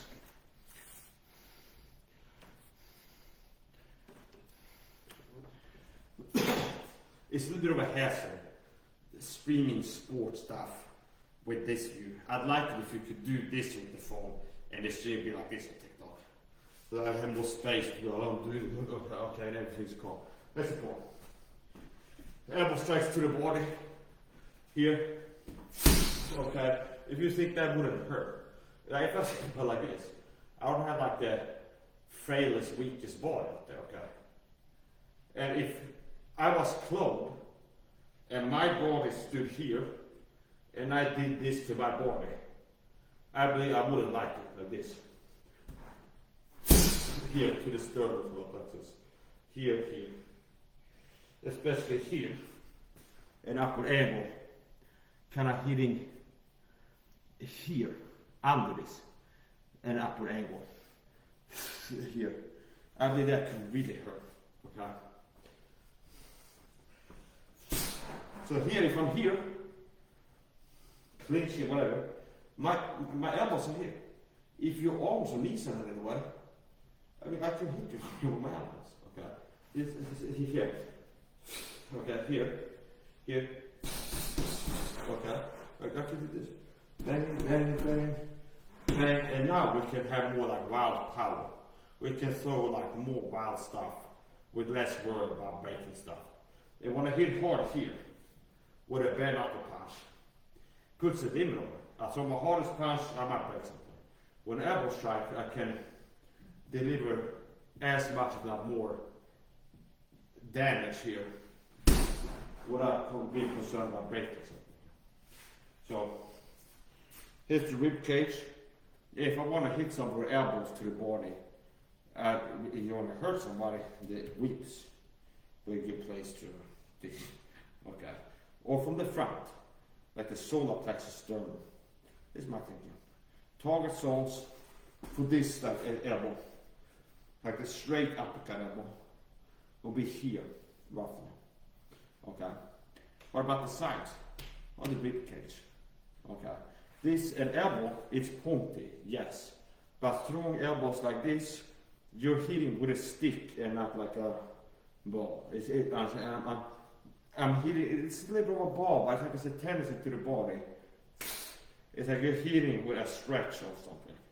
And it's not like a bare knuckle punch that can dig in and really get into the liver or something like this. So this is more like a breaking bone thing, like a wrecking ball. Where hitting to the ribs, you can still break it, but now with the elbow strikes, if you can connect with a hard elbow to the rib cage, you can break ribs. If you connect here, you can really hurt somebody. So, I like to practice this. Now once again,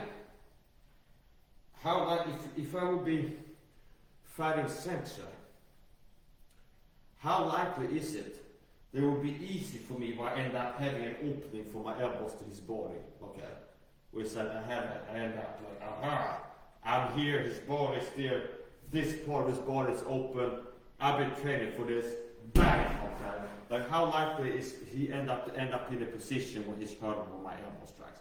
Especially if we have like a long build up to the fight when he's watching my training footage, he'll be like, oh, he really likes his elbow. Okay. He's like, I need to be thinking about that. Like, don't leave this open too much of his close off it. As if he's doing that when I find him. He does this all the time and stuff like that. Nice and cool. I believe in elbows. Okay, really. What is the thing? Okay, it's like elbows to the body, win every fight. It's going to win every fight. That's the technique I'm saying. You learn elbow strikes to the body, good, and you're going to win every fight. No. Like, okay, if I'm here, and your elbows hit here, these elbows to the body, here's my rib cage. It's open and you're close enough, bang, you're quick enough, you can get the elbow hit to hurt me.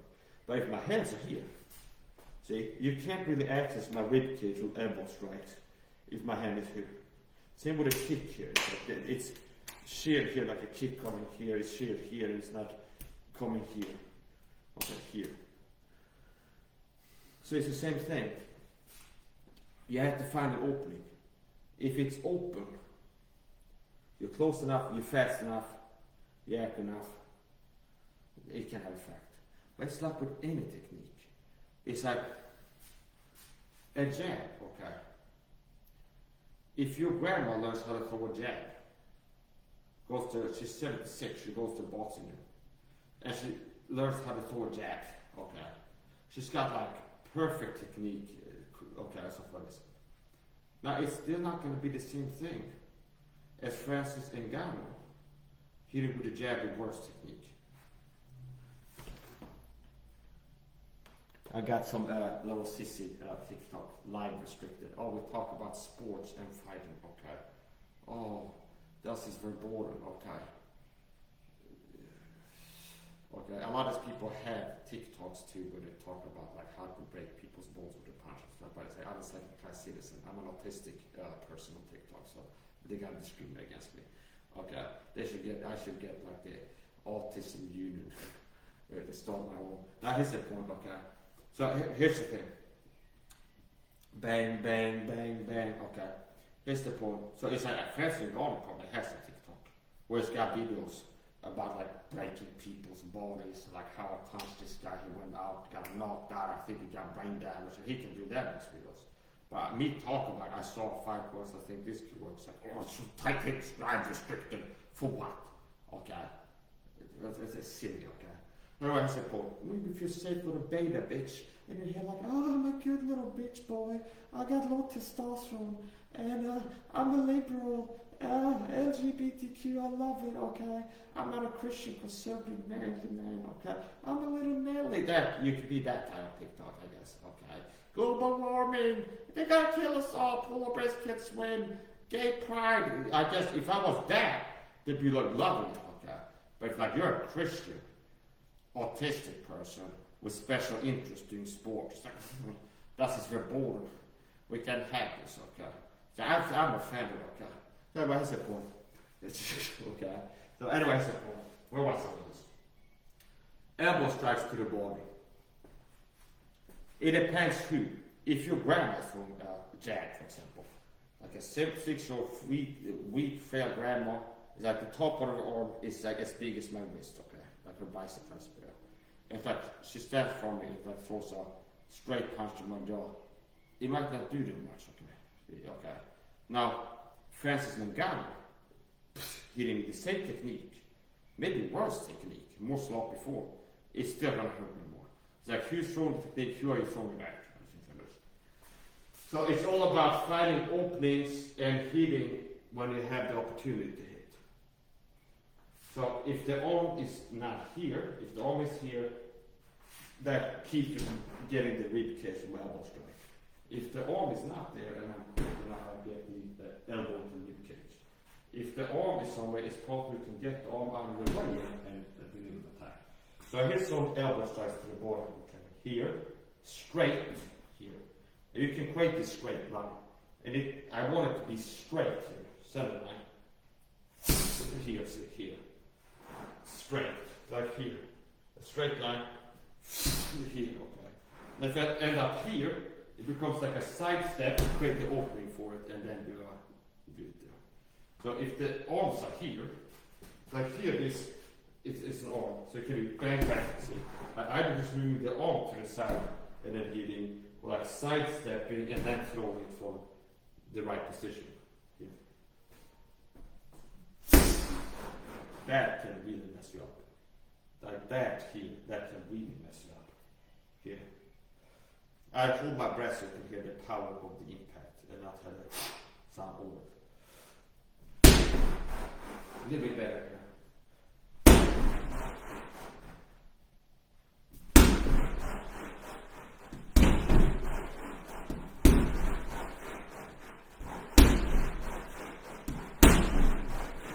That one, okay.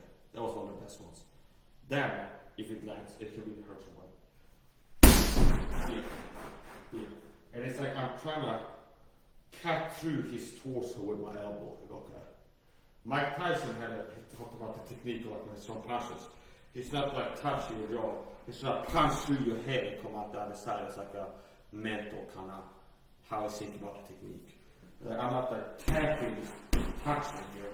Like I'm trying to punch through the wall and the other side of the elbow. It's a force here. And that makes it more explosive. I come here, and it slow down. Now when I slow it down, it becomes worse technique here. Here. Here. This is bad. It's too big.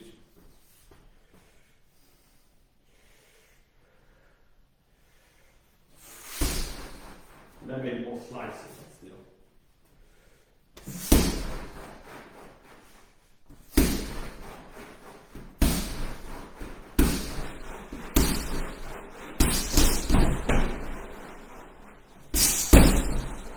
Here my whole body's behind us.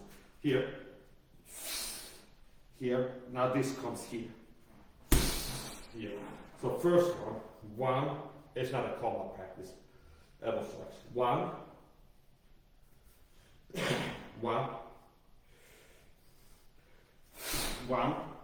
Here. Like pulling a ball. Here. Here. Now comes this one. Yeah. The first one can be high too. Here, see, here. And then at this angle, or it can be here, or it can be here. It's not an elbow strike combat practice, this.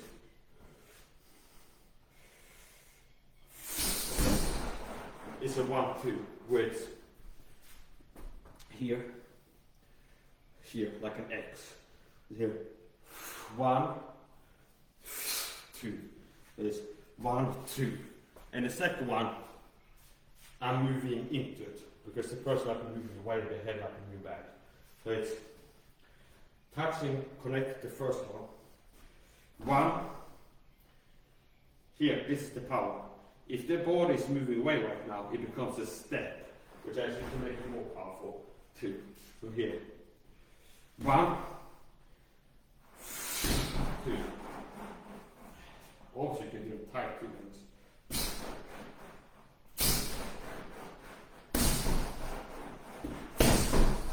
And I like to put my whole body on the other side. These are things you don't have to worry about as much. But it's a Superman punch here and connected here. That's more like an injury. With the elbow, I can put more like insane power into my calf without really breaking something. Here's another way to generate immense power. Some of these things could kill somebody if it connects to a cranium. Knock people out, break bones, break jaws, knock somebody's teeth out, crush the orbital bone. Especially if you put a lot of power into them, it can kill somebody. Some of these techniques. I'm not joking. Elbow strikes connecting to the side of the cranium, and they're powerful enough to kill somebody. There's people even die in boxing matches being hit to the side of the head with glasses. So here, this would be a really bad day. If you can close the distance here and connect here to the temple. Now what makes it worse, you catch the head and then pull them into your attack. Whereas, see, here. So target zones for elbow strikes a lot of times That's basically the head. Okay? But overall, like the eyebrow area here, on the same side. So it's like right side of the face, target for right elbows, left side of the face, target for left elbows. You can throw elbow strikes to the jaw too. Okay, here, uppercut elbow on this. Okay, different things you can do. Here's something I figured out. Here, and then snap into it. It's kind of like a weird thing. It's not that what I do, like I use more powerful. Here. So instead of just here or something, it's like go here and then kind of turn it like this. It's how to explain it. Like here.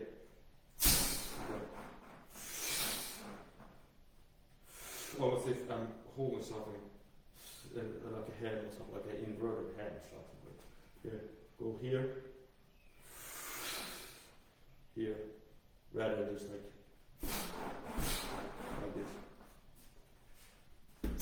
That one I really talking about that one. Where now it's also more dangerous to throw, especially for like I did. Where it's like I'm not putting my hands up like this. But here. Through there. Instead of forward like that and it lost that and it connects it can be game over. Okay. So here. Here's another thing, like a setup or something, is you get the person off balance. I push this into the jawbone here. This is hurting, okay? Now if I'm here, now this, I'm going to be more accurate. It's easy to be more accurate with the right now. Because my brain is giving real-time feedback on where the target is on tactile sense. That hits the distance, okay? Like I'm already touching with this elbow. My brain knows the range. Wait for what I'm in the next elbow. So a lot of times I see them use elbow strikes in Muay Thai and kickboxing. It's like very short range. I like to use long range elbow strikes. I practice closing the distance and really, really powerful elbow strikes.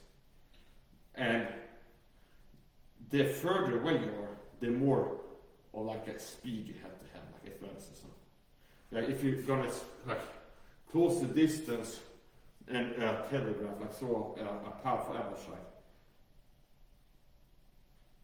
The faster you are, the further distance can be, and have a chance to land. Okay. So if I'm here, there you go. This something is not a fight.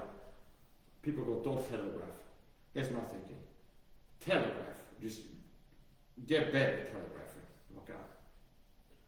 It sounds radical, yeah? Get better at telegraphing.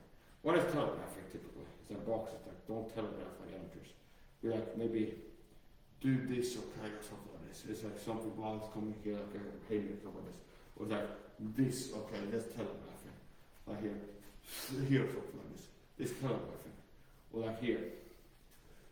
This is also telegraphing. There's something is coming like a hard mic, okay. Like here too, okay, this I talk at the punch. Now if I do this, for example, or go down here, if I go here or something like this, or here to my hip, here, okay, you might be expecting something powerful to come here, okay, now like a power mic, okay, responding. If I telegraph it, it's like instead of here, and then just a straight point A to point B, I move back to that to make it more powerful. Now, telegraphing starts being a real problem if you get good enough at telegraphing, which means here, okay, that's not about telegraphing. If I go here, and then here is more telegraphing. Now, if you telegraph fast enough, it stops being telegraphing. So here, for example, here, see? Then I throw something here, and I'm charging it back, which would be like telegraphing my punch. I'm doing this with my body, you will slow down. Only I'm doing it fast enough, where it's not really telegraphing. Okay, so it's here, see here, and I'm doing this kind of thing. Here, see, this is what I'm doing, in that movement there. It's like throw my arm out, and I'm doing this, see, which is telegraphing. Now if I do it like this, okay, it's telegraphing. If I go, see there, that's the same thing on the spell out, see, here. See here, see? It's still same general cocking a punch up, only doing it faster. So I don't say don't telegraph, just get better at telegraphing, okay? Because telegraphing is building power, is what it is. So what is this? That's a quicker punch, okay? Now, telegraphing that will be, okay, here, and then kind of like this, okay? Now, if I do that, like, this is very loud, that's like, that or one of my expressions, like quick, okay? Like here, okay? Here, for example. If I go here, and then here, that's more telegraphing. Do it fast enough, stop me telegraphing. See here, see? It becomes less and less of a problem the better you get telegraphing. Okay? So here, if I go here, that's telegraphing, which is generating power for telegraphing typically. So here, if I go the shorter, here, this is faster, okay? Less telegraphing. Here, okay? If I go, that's telegraphing. Do it fast enough, it makes it more powerful, and you just need to be fast enough. So here, speed is important.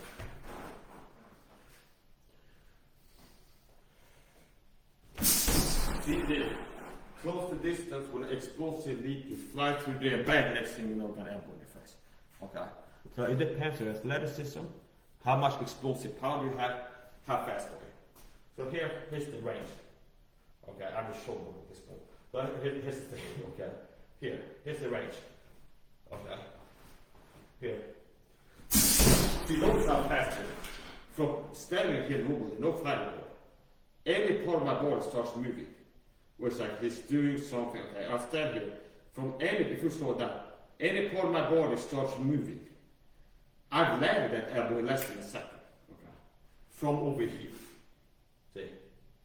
So, notice how this is less likely to land if you're slow and unathletic and fighting sense, very likely to land this type of stuff. Well, a lot less likely. But if somebody's like out of shape, weak, slow, they don't have fighting reflexes, things like this, and you're super fast, it's like from the moment anything starts moving, I've flown through the air and connected the power right elbow. You're playing less than a second. Like the game's like sometimes I do this as a game to practice like speed. This and this. Like stand here, static, and then it's like from less than a second of any part of my body starting to move, I'm gonna have landed something, and then the high end is like landing 4 punches in less than a second. I'll show that to demonstrate the power, the speed you got here. See, good power, a speed combo here. So this is going to be 4 punches in less than a second. That's less than a second. And each punch is tough. It's hard. Okay. So from any part of my body, must like this, any part of my body starts moving, which like indicates what is coming. I've landed 4 punches in less than a second. Like here, I start moving, 4 punches within a second of any part of my body moving. This type of games I make for myself sometimes. Like here, static, that's 4 punches and then moving back in and out. So 4 punches to this target zone. From here, bang, bang, bang, bang, move up. See? And in less than a second. So I could time it from here, until I'm back here again at the time. Maybe 1.2, 1.5 seconds, I don't know. Do it again. Now we're doing speed combos.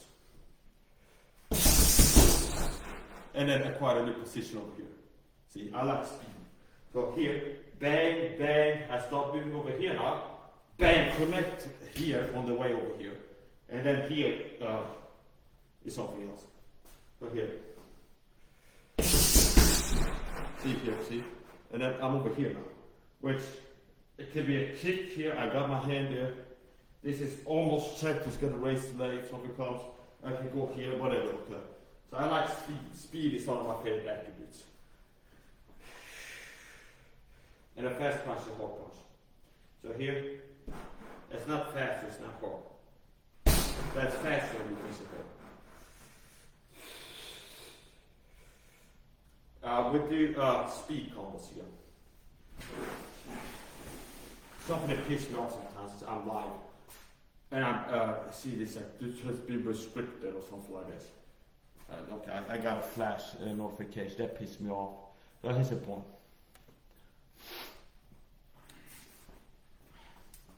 This speed combos now. No rotation punches. 1, 2, 3, 4. It's easy to do with gloves. This speed combo. 1, 2, 3, 4. See, that's 4 punches. That's what I just did. That's fast. Okay. Here. 1, 2. This is what I'm doing on the left side. Here, as the 2 connects. This is the large position for the 3. 3, 4. Okay. And it can be more or less wide. So here. And then here I find a position away from this power weight. And I'm in position to deliver power weight. So here's the point. Bang, bang, bang, bang. And I'm making it lighter. Do it again.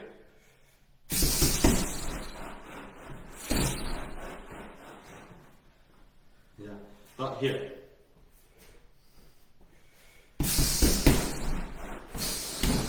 And notice how that most 90% of the power of that punch was just my body like dragging a punch as I'm moving sideways pretty much. It's like 90% of the impact there. And it wasn't a hard punch, but like to demonstrate something. It's like a lot of just body movement here where it ends up being more powerful because like I'm tightening, okay, tightening. Here. Bang, bang, bang. Here. So that's like pivoting on my foot and kind of overhand. Now another way is kind of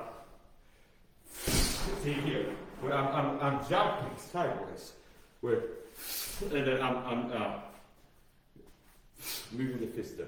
It's kind of like this. See here, only it's a punch. So like here. See here, and I'm just like pretty much jumping, holding my arm here to the side. This is the fourth generation. Going to physics now. See here, and a lot of it is just moving my body sideways, and then a little, snap with the arm.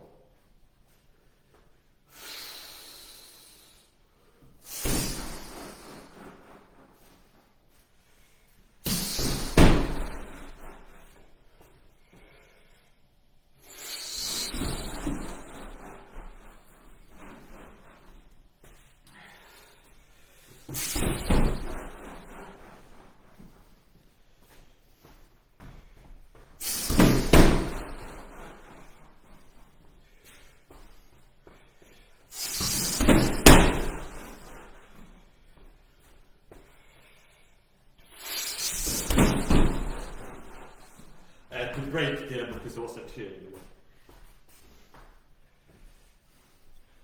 What is this? This is if you're fighting somebody, especially if you're a good fighter. If I move towards you, like a barrier to move towards you. It's like this. And then sort of overhand. Okay. So obviously, if I'm moving at you to connect the powerful elbow, if I just move it like this, and there's a kick coming here, or a counter elbow strike from this side, and so I come in here, it's like that can be bad day. So here, this is one way to cover certain things, like a kick coming up here, elbow strikes and things like this. Or here, there's another way to set them up. Here, outside of the hands, like here, or here, or here, or things like this. So here, see, hooks are intercepted here, an up kick to my head is intercepted here. You could do this if there's something coming there too. Okay, nice and cool. I like power stuff. I like powerful things. So here, and I'm jumping. So the last part is this explosive thing. This too, here. Here's another elbow like this. Here. Here.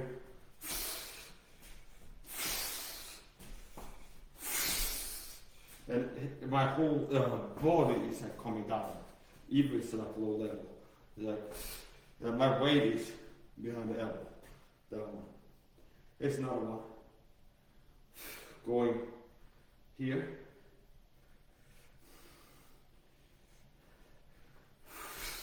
Right. See, that one. Okay. Yeah. Here. Okay. Yeah. Okay. Catch that if I do laugh it off. Anyway.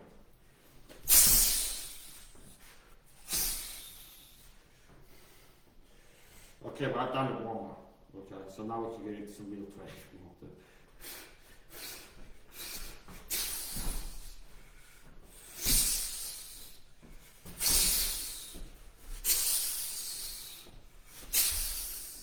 This I still practice. I've seen Tiger do this in practice. I've been doing it a few times, trying it out.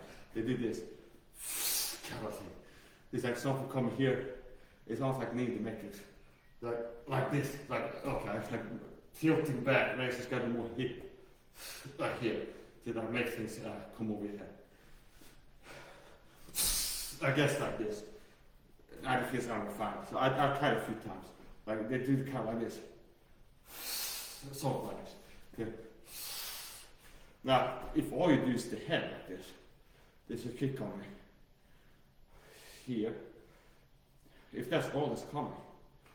Okay, this will make a mistake to do fast enough. Now, it's not Muay Thai, it's wrestling. If you're down here, hands go behind his knees, and then here, okay. You see what you can do. Or get one leg, okay. And either turn like this, or like this, okay. And like this is and my hip is going up, so it's down, then my weight is rolling forward like this. Okay, here. See here. Speed is important. We're moving towards you, and it's like you're waiting for me to come close enough. There's like a certain thing that's gonna come in my head. It can make a big difference if I can be fast enough. Here. Fast enough to do this and make something miss. I can kick here. Or doing both. Moving back and putting my arms in front of the thing. Yeah. Here if I'm moving in. It's like if I'm expecting something coming in here as I'm moving in, and what I'm trying to do is get close enough to you to knock you out with my power elbows, okay? Like really damage, okay? So, what is something that might interfere with my game plan, which is simple right now, it's like Sam says there. What I want to do is like survive close in the distance and get close enough where I can deliver at least one of these power elbows to scare, and all it could take is one of them connecting, okay? So, it's like obviously I'm not going to do like this and then the elbow strike, okay? It's like anything is better than nothing. Like here for example, see here. Here, that could be a kick like this too, or here. Okay, but maybe I'm mostly concerned about kicks here. So that here's another one. Here, and kicks is still here. Something exactly. Now, if I can survive to be this close, and his head is here now we can do the things, or here, or this. Okay, so we'll do an uppercut elbow here. Okay, that's also part of the technique here. This. Okay, here. We go here, right? And here's a trigger. Okay, okay. Touch slow. I do 6 seconds. Yeah, like. Okay, here. Okay, so okay. We're like here.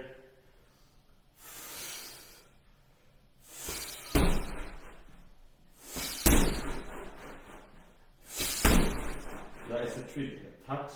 Okay.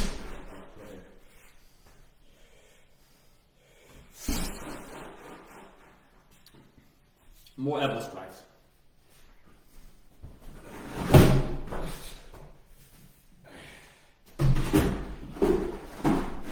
We got the turbo motivator. We're starting to have the bodies like this guy's nuts. He needs more testosterone, cortisol, adrenaline. Whatever he's doing has got to be important. This is the reptilian right now. Because it's like he's doing something intense that is risky. It's like more cortisol, testosterone, adrenaline, and things like this. So he's a okay.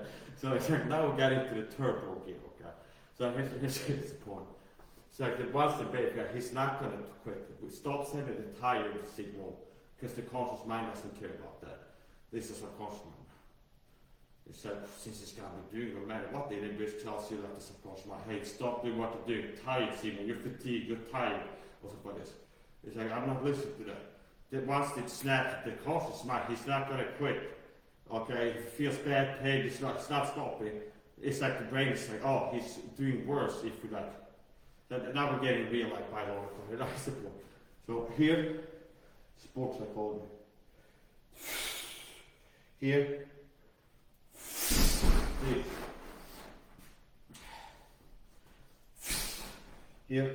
Here, see. You can end up in this position, it's open. Here's a body elbow. Here. Here.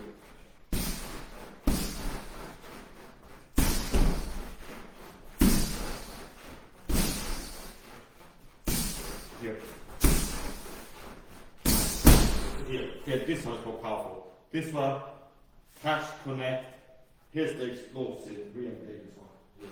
With the whole body behind it. But here, and it's here. See here. And it's here. See, we can throw a kick on me. You can go and this starts the sequence. So this is part of making the kicks harder, how you move your hands. Like here. Here. Okay, so here, bang. Here. I like this one. It's not what I like. This. Here. Here. Cover. Here I can be more. It can be like this. Down. It can be more straight like this. Here. It can be from the sidewalk. Here. Like here. It can be 12 to 6. Like this. Where it's a top down attack, more like the elbow. So nose and jab. Here. Top attack more. Here. Get shoulder. Here. Speed. That's important. Control the body, get the shoulder or the neck or whatever. I want to control the body so he doesn't, I don't lose the distance and end up hitting here. Okay. So like here. Okay, only sped up and then like more powerful. It's not able to do. See there. Here. I've seen Sanchez thread this a few times in fights. Against the opponent, gets against the ropes. And it's like fake throwing something, but it's not actually throwing. This might be against the rules or something. But it's like almost throwing something. And like I said, here. And I want to go up here.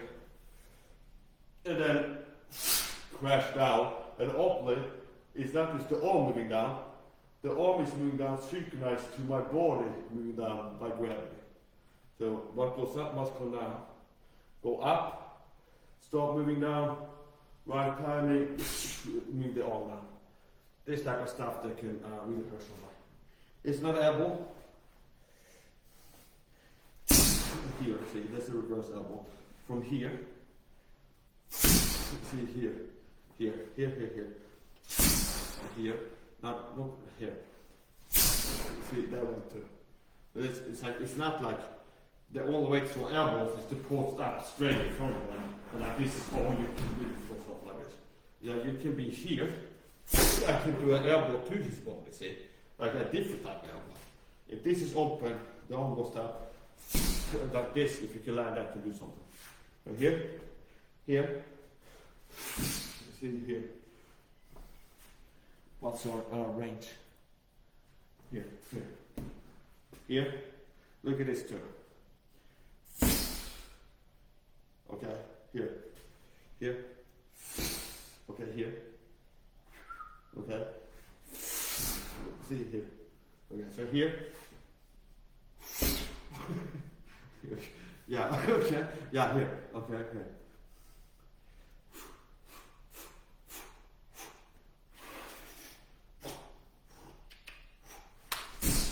Okay, yeah. Okay. So yeah, that's the important part of the here. You go ahead, give it a ball, start kneading it, get a little bit of this, a little bit of that, knead it up. Okay, pixie dust. Put in your palms. Okay? Then here it comes. Here it comes. With the sound effects. Use some motion. Okay. Okay. This is the type of stuff that if you learn these techniques, you have to get enhanced letters and elbows as lethal weapons with the FBI. Okay. So it's like I can't teach the whole thing. So here's the point. Chase Solon has a thing where it's like lethal hands. Where you can register, attack on the wall, sponsored by them. Get your hands registered today as lethal weapons. Okay, okay. You're like tricking me and remember. Now, I tried it, okay? I go Chelsea this website. I call custom. I want to register my hands lethal weapons, Chelsea Foundation. They go, can you send a picture of your hands, sir? I'll go, yeah, sure, what's the contact email? Take a picture of my hands in there and call back. I'm sorry, sir. Your hands are simply just too lethal to be registered even by us. So it's like they have to go to the 2FA, the ATF, because they should be registered as destructive devices, okay? And weapons of mass destruction. Either or, they weren't an expert in it. Like, they've got to put you on a hotline with ATF. It's got to be destructive devices, okay?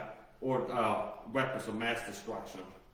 Or cruel and unusual punishment, or something like this. No, it's the okay. It's techniques that are just too effective to be legal, even in sport. Okay.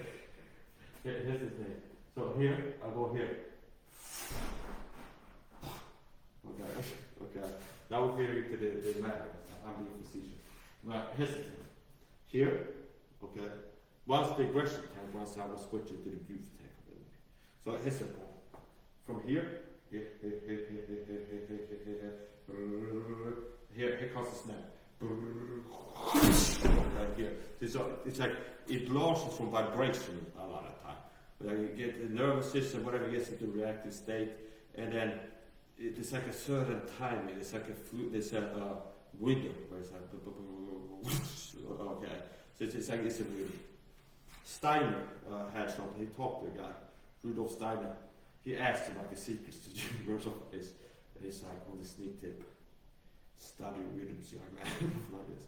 So it's like, yeah, that makes there's something to it. Rhythm is a dancer, if you didn't know as well.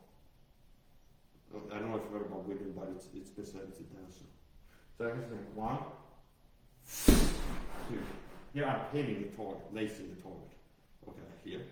Touch. Here comes the hellfire, okay? Bang. Okay, bang. Okay, if this was breakable, it would have broken. Okay, if there were ribs there, I feel like it would have broken the ribs or my bone. Something would have been broken, okay? That's the point here. Here, lace the target. Okay, okay, and then you launch it. You don't launch it until it's locked in, Anderson. So here, this helps. Touching helps to be more accurate. So touching anything, making contact with my left hand. Instantly, from ear to touching, tactile sense. This is helping me be more accurate. Just touching, making contact with the thing I'm trying to hit, it makes it more likely I hit it. Just like here, this gives me real-time feedback to my brain. Here's where the object is in space, okay? So it makes it easier for me to hit it. Just touching, okay? Even linking it, it's like, if I move around like this, it's harder to hit. But if I go like this, see, okay? Because my brain is like, here's what the thing is. So, here, okay, here. Now we'll do a snap in. A snap. So here, launching this from a bounce, and look at it here. See it here, and it goes here, It's like a mini jump here. Okay, here. And it can be more like this too, where it's turning and then going up and down. Here's what we can do. Here, see, here, here, here, here. See here, here, here. From here, here, here, here. I like to sequence things to it. So here, go here, miss, snap back with this. If it's light and fast, it's really powerful, more like that, like really out of position. But if you go like light here, then I miss this. That can be charged up for like a quick follow up in the other direction. Here, here, see here, here. Slide off, and then explode back like this. Or here. This can also be done. You have to be fast. Here, I like this too. Here. Here. Here.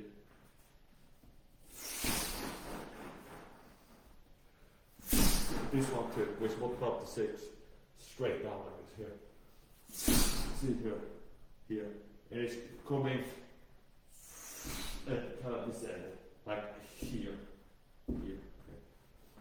Okay. There, see that here, here, here. This makes it more powerful too, and more likely to land. Here you go, punch, punch, wrap around the head here. And then either just hold it here, or like pull yourself into the tech, and this can make it more powerful. Here too, if this position is open here, see it here, here, see it here, 1, 2. So here. Second one is to the ear. Or here. It can be this too. And then it can more pushing. It's like round here with the palm strike with the first one here. Bang. Bang. Now here, notice how the palm strike is the neck capture. In this one, okay. Here. Bang. Bang. See, look at my fingers here. Here, okay. And then it can do this. Over here. Here. You don't have that both hands, so you can just get one hand. Here, you don't just have to have the hold for like an instant. You don't have to keep it there. You just keep it here for a second and then connect it. More elbow strikes. We'll do a speed combo. Now, okay. Do the 6-punch combo. We'll go light.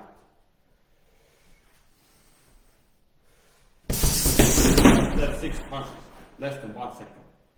1, 2, here's what I did. Okay. 1, 2, 3, 4, 5, 6. Okay. With a little bit different technique. So that's what I just did. Less than 1 second. 6 punches, less than 1 second. Here we go. That's 6 punches. Hitting where I want to hit. So that's impressive. Even I'm impressed. Let's go. From any part of my body starts moving. 6 punches was landed within 1 second. Okay. So from anything starts moving, I'm static. As soon as I start moving, you start coming down. Less than a second. It's 6 punches was landed. See? That's speed. Okay. So here we go again. It's not a fluke. There's 6 punches. See, 6 punches. See? 1, 2, 3, 4, 5, 6. 1. Slow it down for me. 1, 2, 3, 4, 5, 6. And when you slow it down, the beat becomes a little different. But it's basically 1, 2, 3, hook, hook, high hook, high hook. Okay. So, okay. Bang, bang, bang, bang, bang, bang. Only fast and forward. So here. And I challenge Ryan Garcia. I don't even think he could do this. I don't think Ryan Garcia is this fast. Okay, I'd like to see it. I'd like to see Ryan Garcia get one of these, do what I just did. A double dog there, I don't think he could. He's really pretty wrong, well, maybe I should tag him on Instagram and get a clip off of this. At Ryan Garcia, can you do this? Okay, so, I mean, it'd be easy to prove it. All you need is a camera, 30 seconds. Okay, so, is it okay? Here, I think there's a lot of pro boxers that can move this fast. They don't have this hand speed. Okay, I'm not joking. In my weight class, we're not talking heavyweights now. So here we go. I turned off the lights yesterday so fast I hit the bedroom before the room was dark, something like this. Okay. So that's the point. This guy has been, he was putting nail polish all over himself before I started training in case he wanted to got some colorway races tonight. So that's the point. I'm not saying he's gay or anything, but it's like, I'm not saying he's not. Okay. That's the point. Bang, bang, bang, bang, bang. Look at this. Okay, here, this one. This is the power. Here, now can I pretend I can hack gloves? Okay. So, bang, bang, bang, bang, bang. See here, this one goes back here. This is where the badness resides. You go to where the badness lives. Pick up some. Can I get bored or get some badness? The badness was okay. It's 5 cents for 2 pounds of badness. You gotta give it to me. Bang! And you deliver it there. You can haggle a little bit if you're fast enough. But like the badness dealer, he's like out of camera. He's got like a bag of tricks and badness. Okay, and it's like, hey, this is what I'm doing out of you. But I reach you, but it's like a bag with like bad mojo in a bag. And I go like get some there. Okay, like this. Okay, so. Yeah, okay, so he's like a little fairy or something, there's some kind of magician, maybe possibly Gandalf still. But he's got a little bag, it's like you hold it up with some kind of darkness, and then you go put your hand in and that's where the power comes from. So, any technique sufficiently advanced is indistinguishable from magic. Okay, that's an augmentation of C. Clarke's quote, who said, any technology sufficiently advanced is indistinguishable from magic. I dare to say that any technique sufficiently advanced is indistinguishable from magic. Okay, so here we go. 3, 2, 1. The last sequence is in. We're throwing more rapid combos. Okay, so here we go. This is another thing you can do. Okay, where it's a lot of things you can do. So here, if I'm here, bang, bang. Okay, here, bang, bang. I can drop down here. Now, if I get this hold here, both of his legs on stack. Here, either this, I can have this here, see here, or like this. There's a lot of things you can do. Basically, is I want to get a good grip. Get both of his hands like a little bubble. Okay, if I could get both of his hands wrapped up, it's not that hard. It's hard to balance yourself. So here, maybe make contact here. This is the chest on him. There's chest on him. Okay, so here. He's too close. I can't let him get close. He's getting close, okay. I have enough with Chelsea, it's getting close now. Here we go. Bang! Here, see, double elbow strikes connect to the chest. That Ray Long punch, got them both to his chest. Chris Weidman, here. Bang! Here, see, that, okay. Here. Wow, whatever he's doing, it's like here. I just want to end up close here. Drop my weight and then do this. And that's all I'm going to do. So, okay, anything else an excuse. Survive getting here so I can get it done. And if you get good enough, he's going back like this. If I'm like, it's in a flow where I'm following behind him, it can be a ground and pound elbow strike as we both lands here. Now this is highlights now. So here, see, now I'm starting to do wrestling. So here. Bang, palm strike. Okay, here. Palm strike, okay, here, and I'm putting the shoulder here, and then push. There's other things you can do. Where I go here, and then I'm rotating. We can go like kind of like this, turning this and this. Like a simple way, if I get you here, kind of like going straight forward. Okay. So here.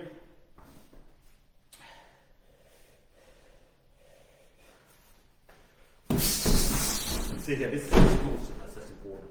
So here, It's like bang, touch, drop down quickly, get my arms behind one or both of his legs.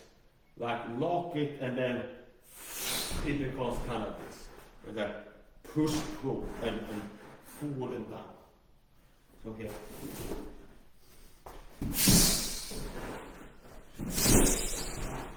Then I'm just practicing automatic, so like pushing against things and using footwork things. I'm getting into this wrestling stuff. That's important here. Here's it here. I'm here now. And we go up here. Yeah, and here's how I do it. Left leg goes over here. And this one started doing this one. See here. It's like as if I'm gonna jump or something like this. But here, bang, bang, bang, bang, bang, bang. See here. And mostly if you use your shoulder there, just push. Do some more of that here.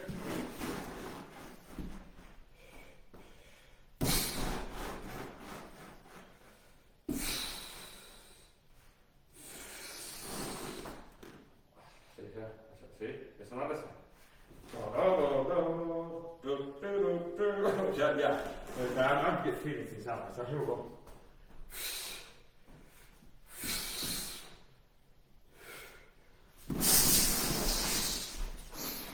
It's I already got it here, and we can adjust it more. But basically, get behind him and get his neck. Here. There's another thing you can do, a guillotine. This might be maybe action technique, but I don't know how to catch a human head and hold on to it. So here, he shoots on here. Here, see here. Here. Here. And here, I can squeeze, okay? I can also leave the knees. And I can roll over my shoulder. Is one thing I can do. I can drop my knees here, okay? And just get down like this and maintain the grip on the neck. What else can I do? I can roll this way. I guess if that is difficult to do like in the same movement. But from here, what could you do? You can do like go here. And then you can lock it with your feet. Like I'm not like here. This is like a standing rear naked. See here. And I have my sides, I can squeeze his torso here. If I can get my feet to lock kind of like this, it makes it more strong. Now if I end up here, all I gotta do is hit the hydraulics and like relax my legs and we're going down. So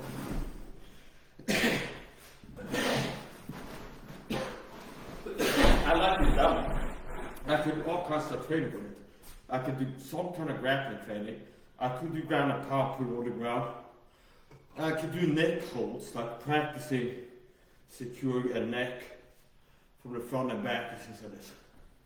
This is good. Here.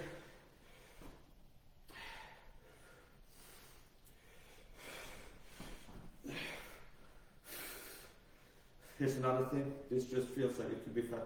You can work from there. Here. Here, see here. This is body intelligence. This is just intuition. This is something you can do. From here, bang, bang, bang, bang, bang, bang, lock behind his legs, and then this is the key moment. Here, okay, here. I'm trying this. What else? If we're not resting, it's not here, here, here, and here. Now, notice what I can do from here too, it's not just talking.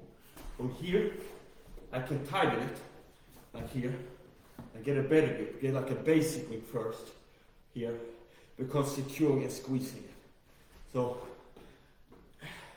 here, and then this for example. So here, I'm going here.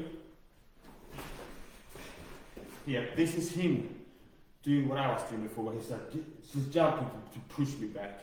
And I catch him coming in here. Okay, here. First, wrap my right arm around his neck, and then doing this here. Now the last part of it is connecting hands.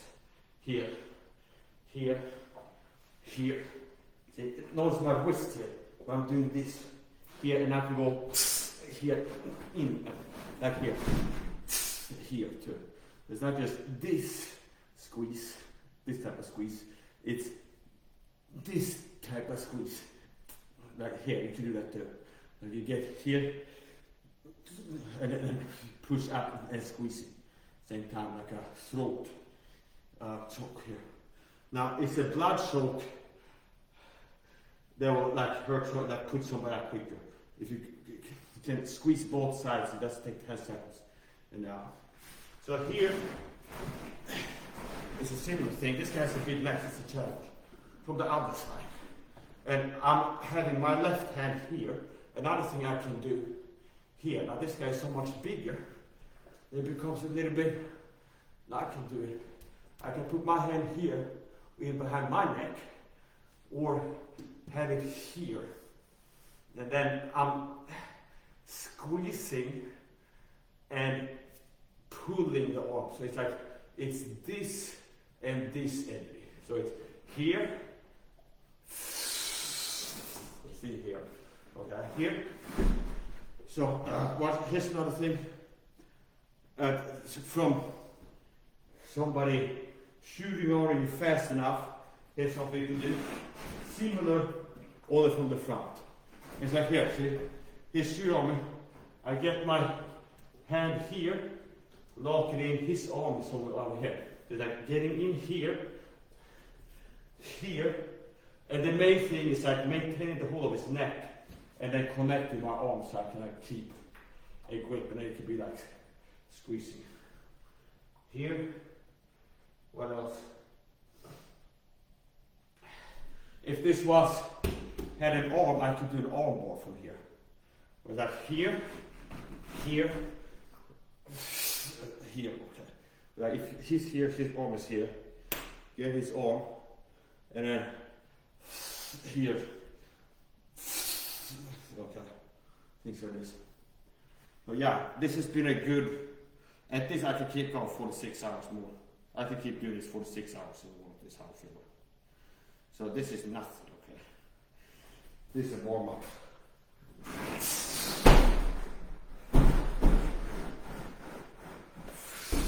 This is the clothesline.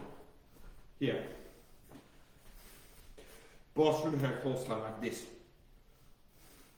I think he would decide. Here's how I like to do clothesline in training. Okay. I never hit something like this. Here's one. Yeah. I hold the wrecking ball. So instead of hitting with the side of the wrist here, I'm bending this back and I'm hitting with this like the ball of the wrist here. Like here, here, here. See?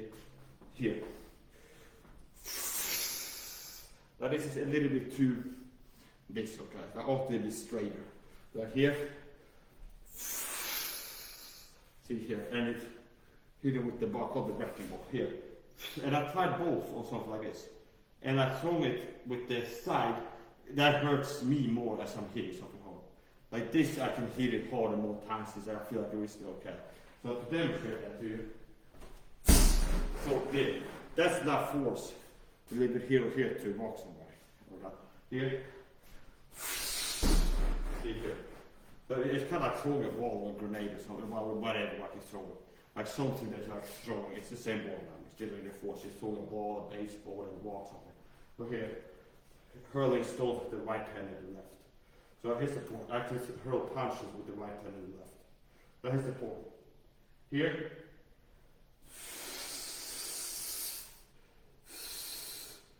Okay, here, see, this is some, here's some things. Here, force generation for a lot of techniques.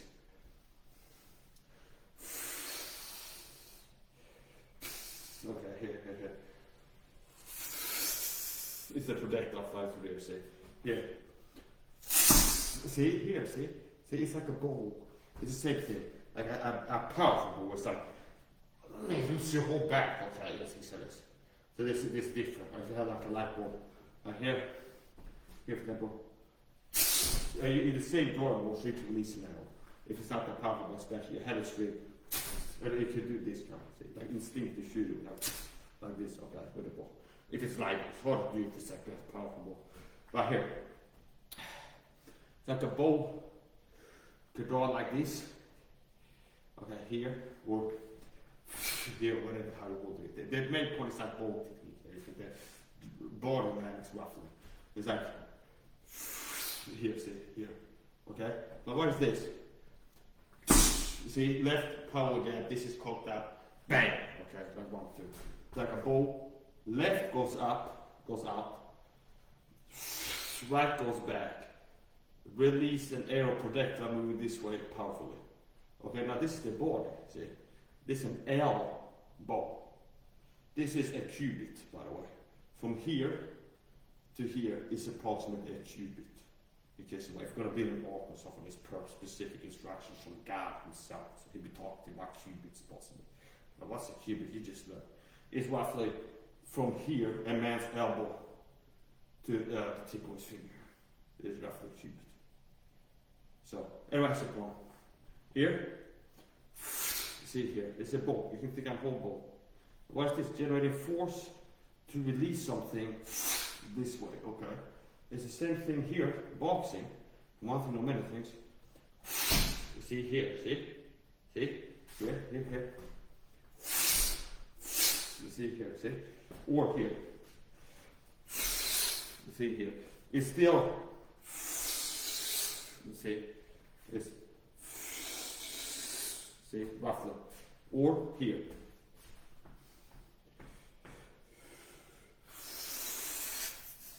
See, it's off like this. Here. Let's see here. See here. Here. See here.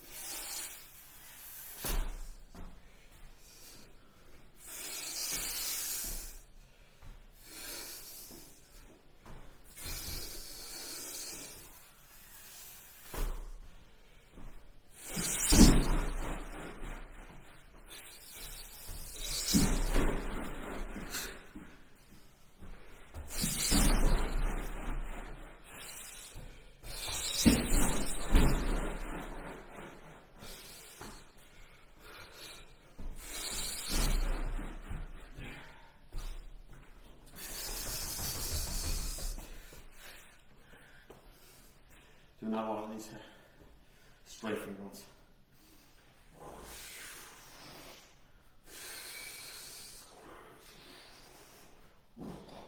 You know what times I had to speed up the propeller, so it takes a while to get going, like to get airborne.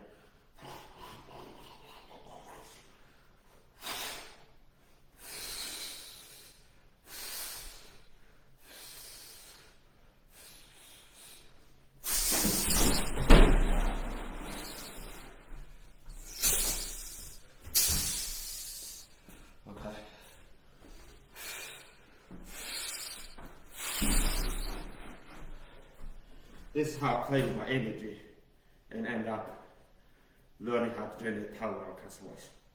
Just get it, you feel ridiculous, and then out of that chaos there's born like techniques. I've never seen someone else do this before. So what is it for? Here. Here.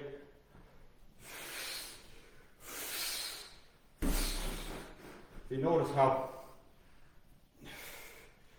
it circles. You see?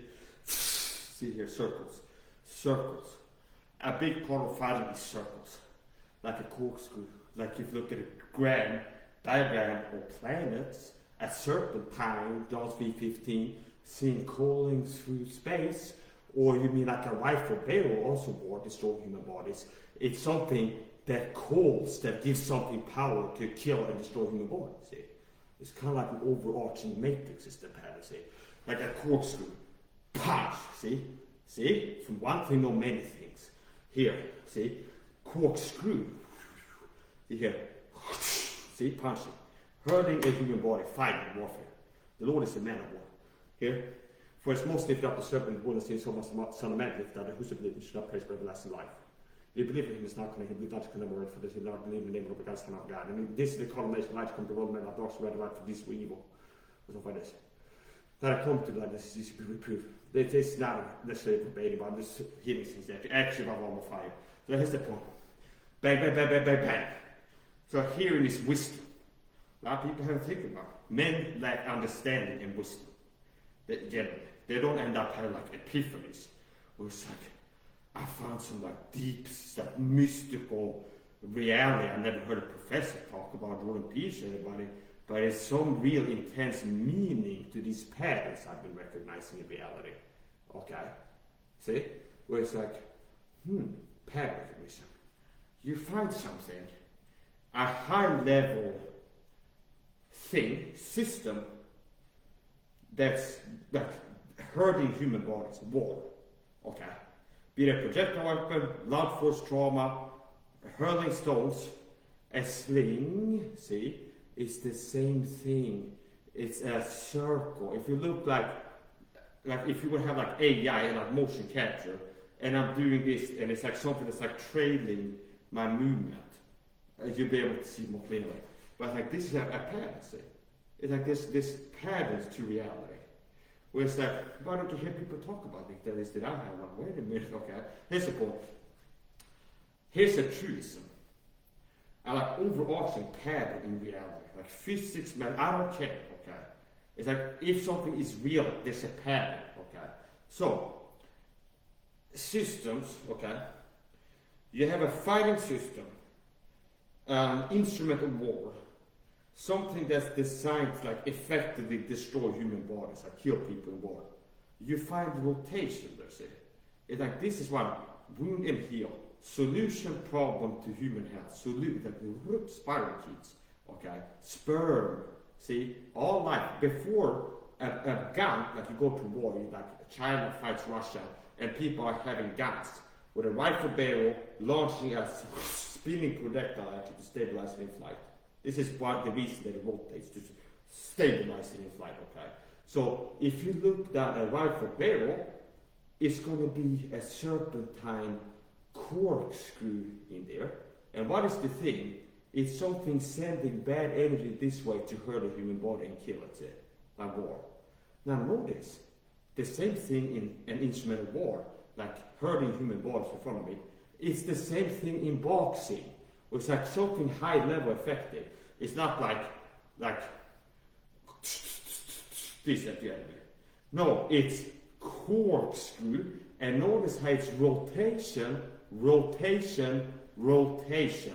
Like a barrel in a gun, hurting something in front of you. It's a rifle barrel, which means it's like a serpentine, like hole like this, that as this controlled burn, like powder gas is pushing a gas-tight seal through the barrel, it imparts spin to the projectile. So it's like, see? Like if you look at solar system, you have like the motion of planets where there's the same pattern, like zoom out, micro, macro, nano. See? It's like this thing, planet, zoom out, this is the movement of planets, see? Okay? Like this, like a corkscrew, like open a bottle of champagne or something like this. Like, it's not a problem. I need to have this. It's a problem I have as a human. The solution is a corkscrew. Push, turn, pull. Okay. See? Push, turn. Solution problem. Push. Okay, turn, pull. Okay, see? Okay. Bow. Okay. And it can be some rotation where it's kind of like this. See here. So this is a overarching pattern. You have a gun. So it's like this is pattern. It's like you have a thing. Fighting system, martial arts. They are designed, it's a high level. See? It's not just instinct, it's refined. Like people figure out for many generations what's the effective way to use your body as a weapon to hurt other human bodies. It's like, well, it's a more effective way than kind of like doing this, okay, is doing this with your head, roughly. See? It's like this. See? And notice how even this, it's rotating here, like the threads of a barrel, imparting spin to projectile going this way to hurt the human body in front of it. See? And it's the same pattern. Human body in front of this, effective high level way of hurting it is imparting spin to this object I'm launching through space, okay? At the body in front of me. See? So it's here. See, notice this is turning like the right from a barrel. Body here, want to hurt it, gun, import spin, okay? Punches, it's not that level, okay? Like boxing is a sport. It's rotation of an object towards the body in front of it. It's a higher level. So they use that black powder guns, like a lead ball, smooth bore, flies out one ball, okay? That's import spin, which is also why they weren't that accurate. Like a man-sized target, like 200 yards, maybe aim here, and it hits here or something like this, okay? Or, okay, which one had volley fire, like mass infantry volley, like 20 guys shoot at the same time, aiming at like a brick, like a barn door at like 100 yards. Like everybody's at the same time, like a shotgun, see? So you have like action of one more fire come out. And they weren't really like aiming, I'm gonna hit that guy in his shoulder, okay, at 150 yards, okay? Not really, okay? Now then they refined it later on and like invented rifling and jacketed like cartridges and so this. But notice how when it becomes a more advanced human herding device, implement, or something like this technique, you have this pattern of spin. See? So it's like black powder, round ball, straight out, no spin. They keep like bouncing, like, okay. Now when it gets more effective, the system, weapon system, is like at a higher level now, okay, and it's a lot better at destroying human bodies in front of it, maybe moving, okay. Now you have this spin, like this corkscrew pattern shot again. Smooth bore, not that good of a gun, contrasted with like World War II guns, or World War I even. It's like now it's like standard face, like standard military arms have a rifle barrel. Because it's like it gives the better accuracy, is more effective at like hitting the humans in front of it to hurt their bodies. Okay. So like notice the pattern, higher level, not the infancy stage of the implement, like the instrument war, but it's like higher levels, like you see the pattern of turn. It's like instinctive way of fighting would be like kind of like this or something like this. Or like kind of like this, like how some okay, how some it's like people can do this sometimes, or like hair pulling or something like this. Like here, okay, here. Now a more refined is attacking more like this, which once again here's like bang bang. Okay, this can do something, but in certain cases this can be more effective, and also has like the rifle barrel. It's like crude. It's like instinctual, like something like this, or kind of like this, something like this. And then with training, it can be more refined, and you can do. It becomes torquing it. See? So this is turning the head like a bullet goes through rifle barrel. See? It's turning. Here's the bullet. It's going through rifling, which imparts spin, so it begins to turn. Okay. See? Which makes it more effective. What can I do with it? See what a punch. See? It's like bang, bang, like. Notice how this starts here, and I'm imparting spin to this projectile launched like a human. So it's like I'm imparting spin to the projectile, and it's like a ball, see here. See, I'm turning this, so this is turning the fist. This is turning, which makes it even more powerful, see. Like this turning, arm punching can make it more effective. Now if you combine this spin with spin like this, and spin here, see, where it's spin, see, a circle. It's rotating here, it's rotating here, it's rotating here, like here, rotating. It's rotating here, okay, and it's rotating here. See, rotation, rotation, rotation. But the same thing is in effective gun. Once they figured out in like World War II, okay, one day they had to figure it out for sure. It's like we need effective guns to fight wars. Like they have rifle barrels. Meaning it's like flat and like a ball, it's just like fly straight. It is twists in the barrel, rifle, grooves. Then when the object that squeezes through it, it starts spinning, which stabilizes in flight. It has a less chaotic flight pattern, okay? Where it's more straight, okay? So anyways, the point. Notice how the same thing is true with ballistas, or mangonels, or ballista, okay? But it's like the Romans had like a giant crossbow that had on a winch, and they're turning. Notice how it's like, it's not as under fire.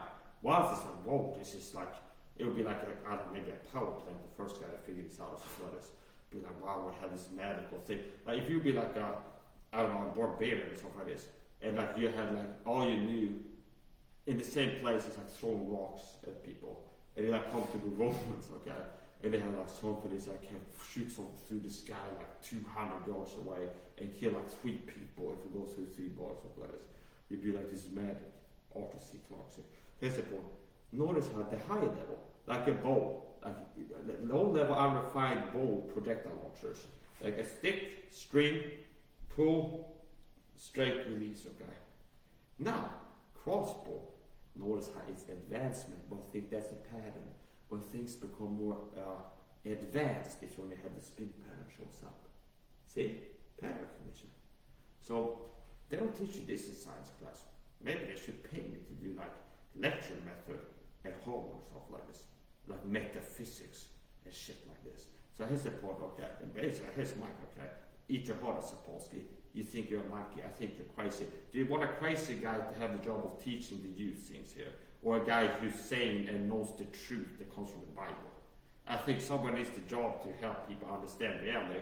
It shouldn't be a mental ill person who believes self-identifies as a monkey! Okay? Okay? I think that checks the box for insanity, Sapolsky. Okay? But I'm sorry. I got testosterone surgery in my waist right now. So it's like I'm feeling competitive with you. So here's the point, okay? So here's the thing.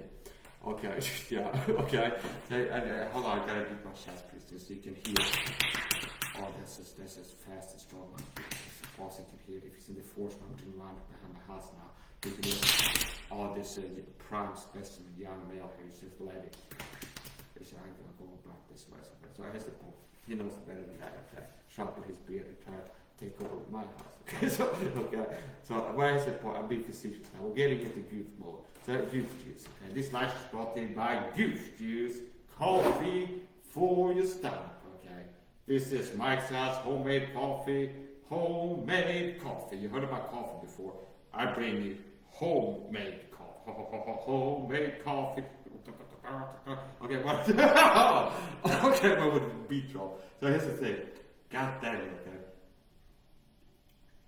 Keep the coffee coming. So as long as I got the coffee and my vitamin C water, I can keep going if I need it. That's it. Okay. So, what am I trying to present today? I'm teaching about reality, okay? And I don't know why haven't I heard this with your PhD interview. Any of the Rogan's guests say this. I've never heard this. This talk is like, boom, my mind is open. It's like this pattern in reality and this profound meaning and significance this pattern I have identified. Okay? See? Why is Neil deGrasse Tyson talking about this? This is real brass tacks, like reality, it's like interesting, see? Not like, oh, a far away galaxy, there might be aliens that made us monkeys and got us to bring us a takeaway, okay? Academia, or something like this. But it's exciting because I'm charismatic, I'm the cool science guy. Neil deGrasse Tyson. See, notice this is, I could analyze this game. He's like, he said, "Science!" Okay? It's like, we need to like capture the youth and keep them academia as the end-all be-all. We need a cool science guy. Carl Sagan, we need a black guy. Okay? It's like, I'm the cool science guy that speaks with charisma and I make you excited, opposite of boring delivery. What if in faraway galaxies, there's the little green man. They are searching for the very fiber of reality. See, it's like this type of stuff. It's like kind of that thing with me. It's like, I'm not a boring, like, or like crusty white dude, okay? I'm like a cool science guy. I don't hear him say, hey, you want to know the truth about physics, natural law, your place in this universe? Genesis 1! Okay? Go home and read it. Genesis 1, 2, 3, 4, 5, 6, 7, I'll still count it, 8, 9, 10, 11. And after that, just tell you, I don't know how I came to be in this universe. Something wrong with you. Okay? So here's the point. In reading accurate in the hemisphere. So, this type of stuff that is like interesting. So when I end up, this stuff, it's like I really like getting into things like this. I like share things that, okay, I like this type of stuff.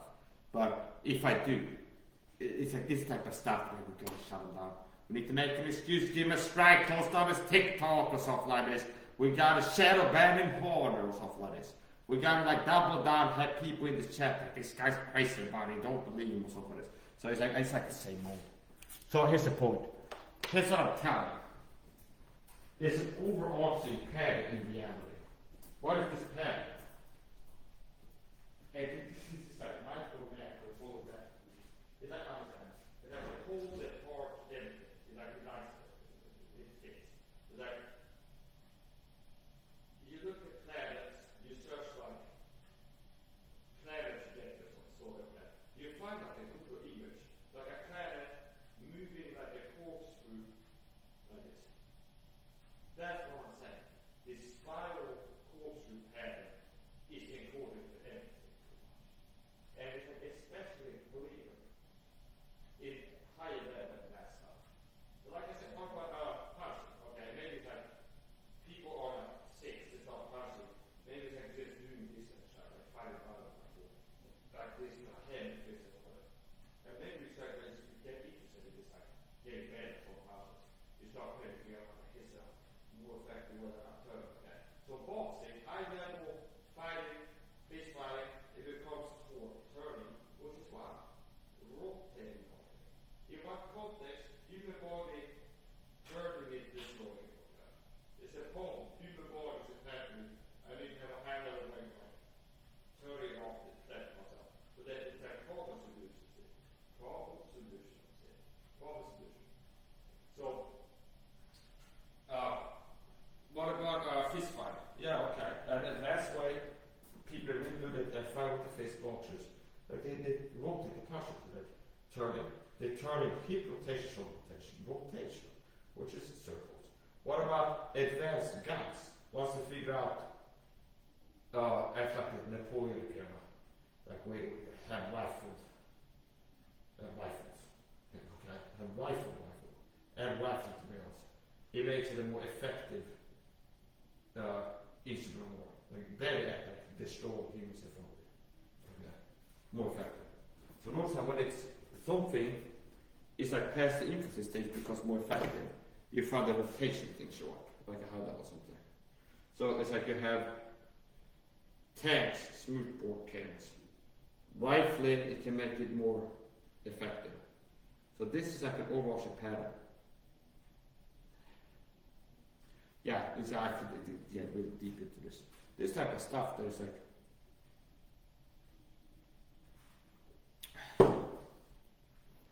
most people don't think about things like this. Wisdom, understand. It's like this is we live in a matrix system. Okay? We live in a matrix system. Where it's like, and it's all like body, understand. So, hey, 12-year-old. Who's the best at teaching the truth about the universe? Oh, the scientist, the teacher at school. Teacher at school. We all came from monkeys in the Big Bang. Okay. What about this, like, somebody get interviewed on the world system media? It's gonna be somebody like, hey, God made you in the world. It's gonna be like, the idols can go, yeah, well, look, it's like monkeys, we evolved for many years. Okay. You want to self-identify as a monkey self, not self. Okay. Good. Sit and still now. You want to self-identify as a monkey self.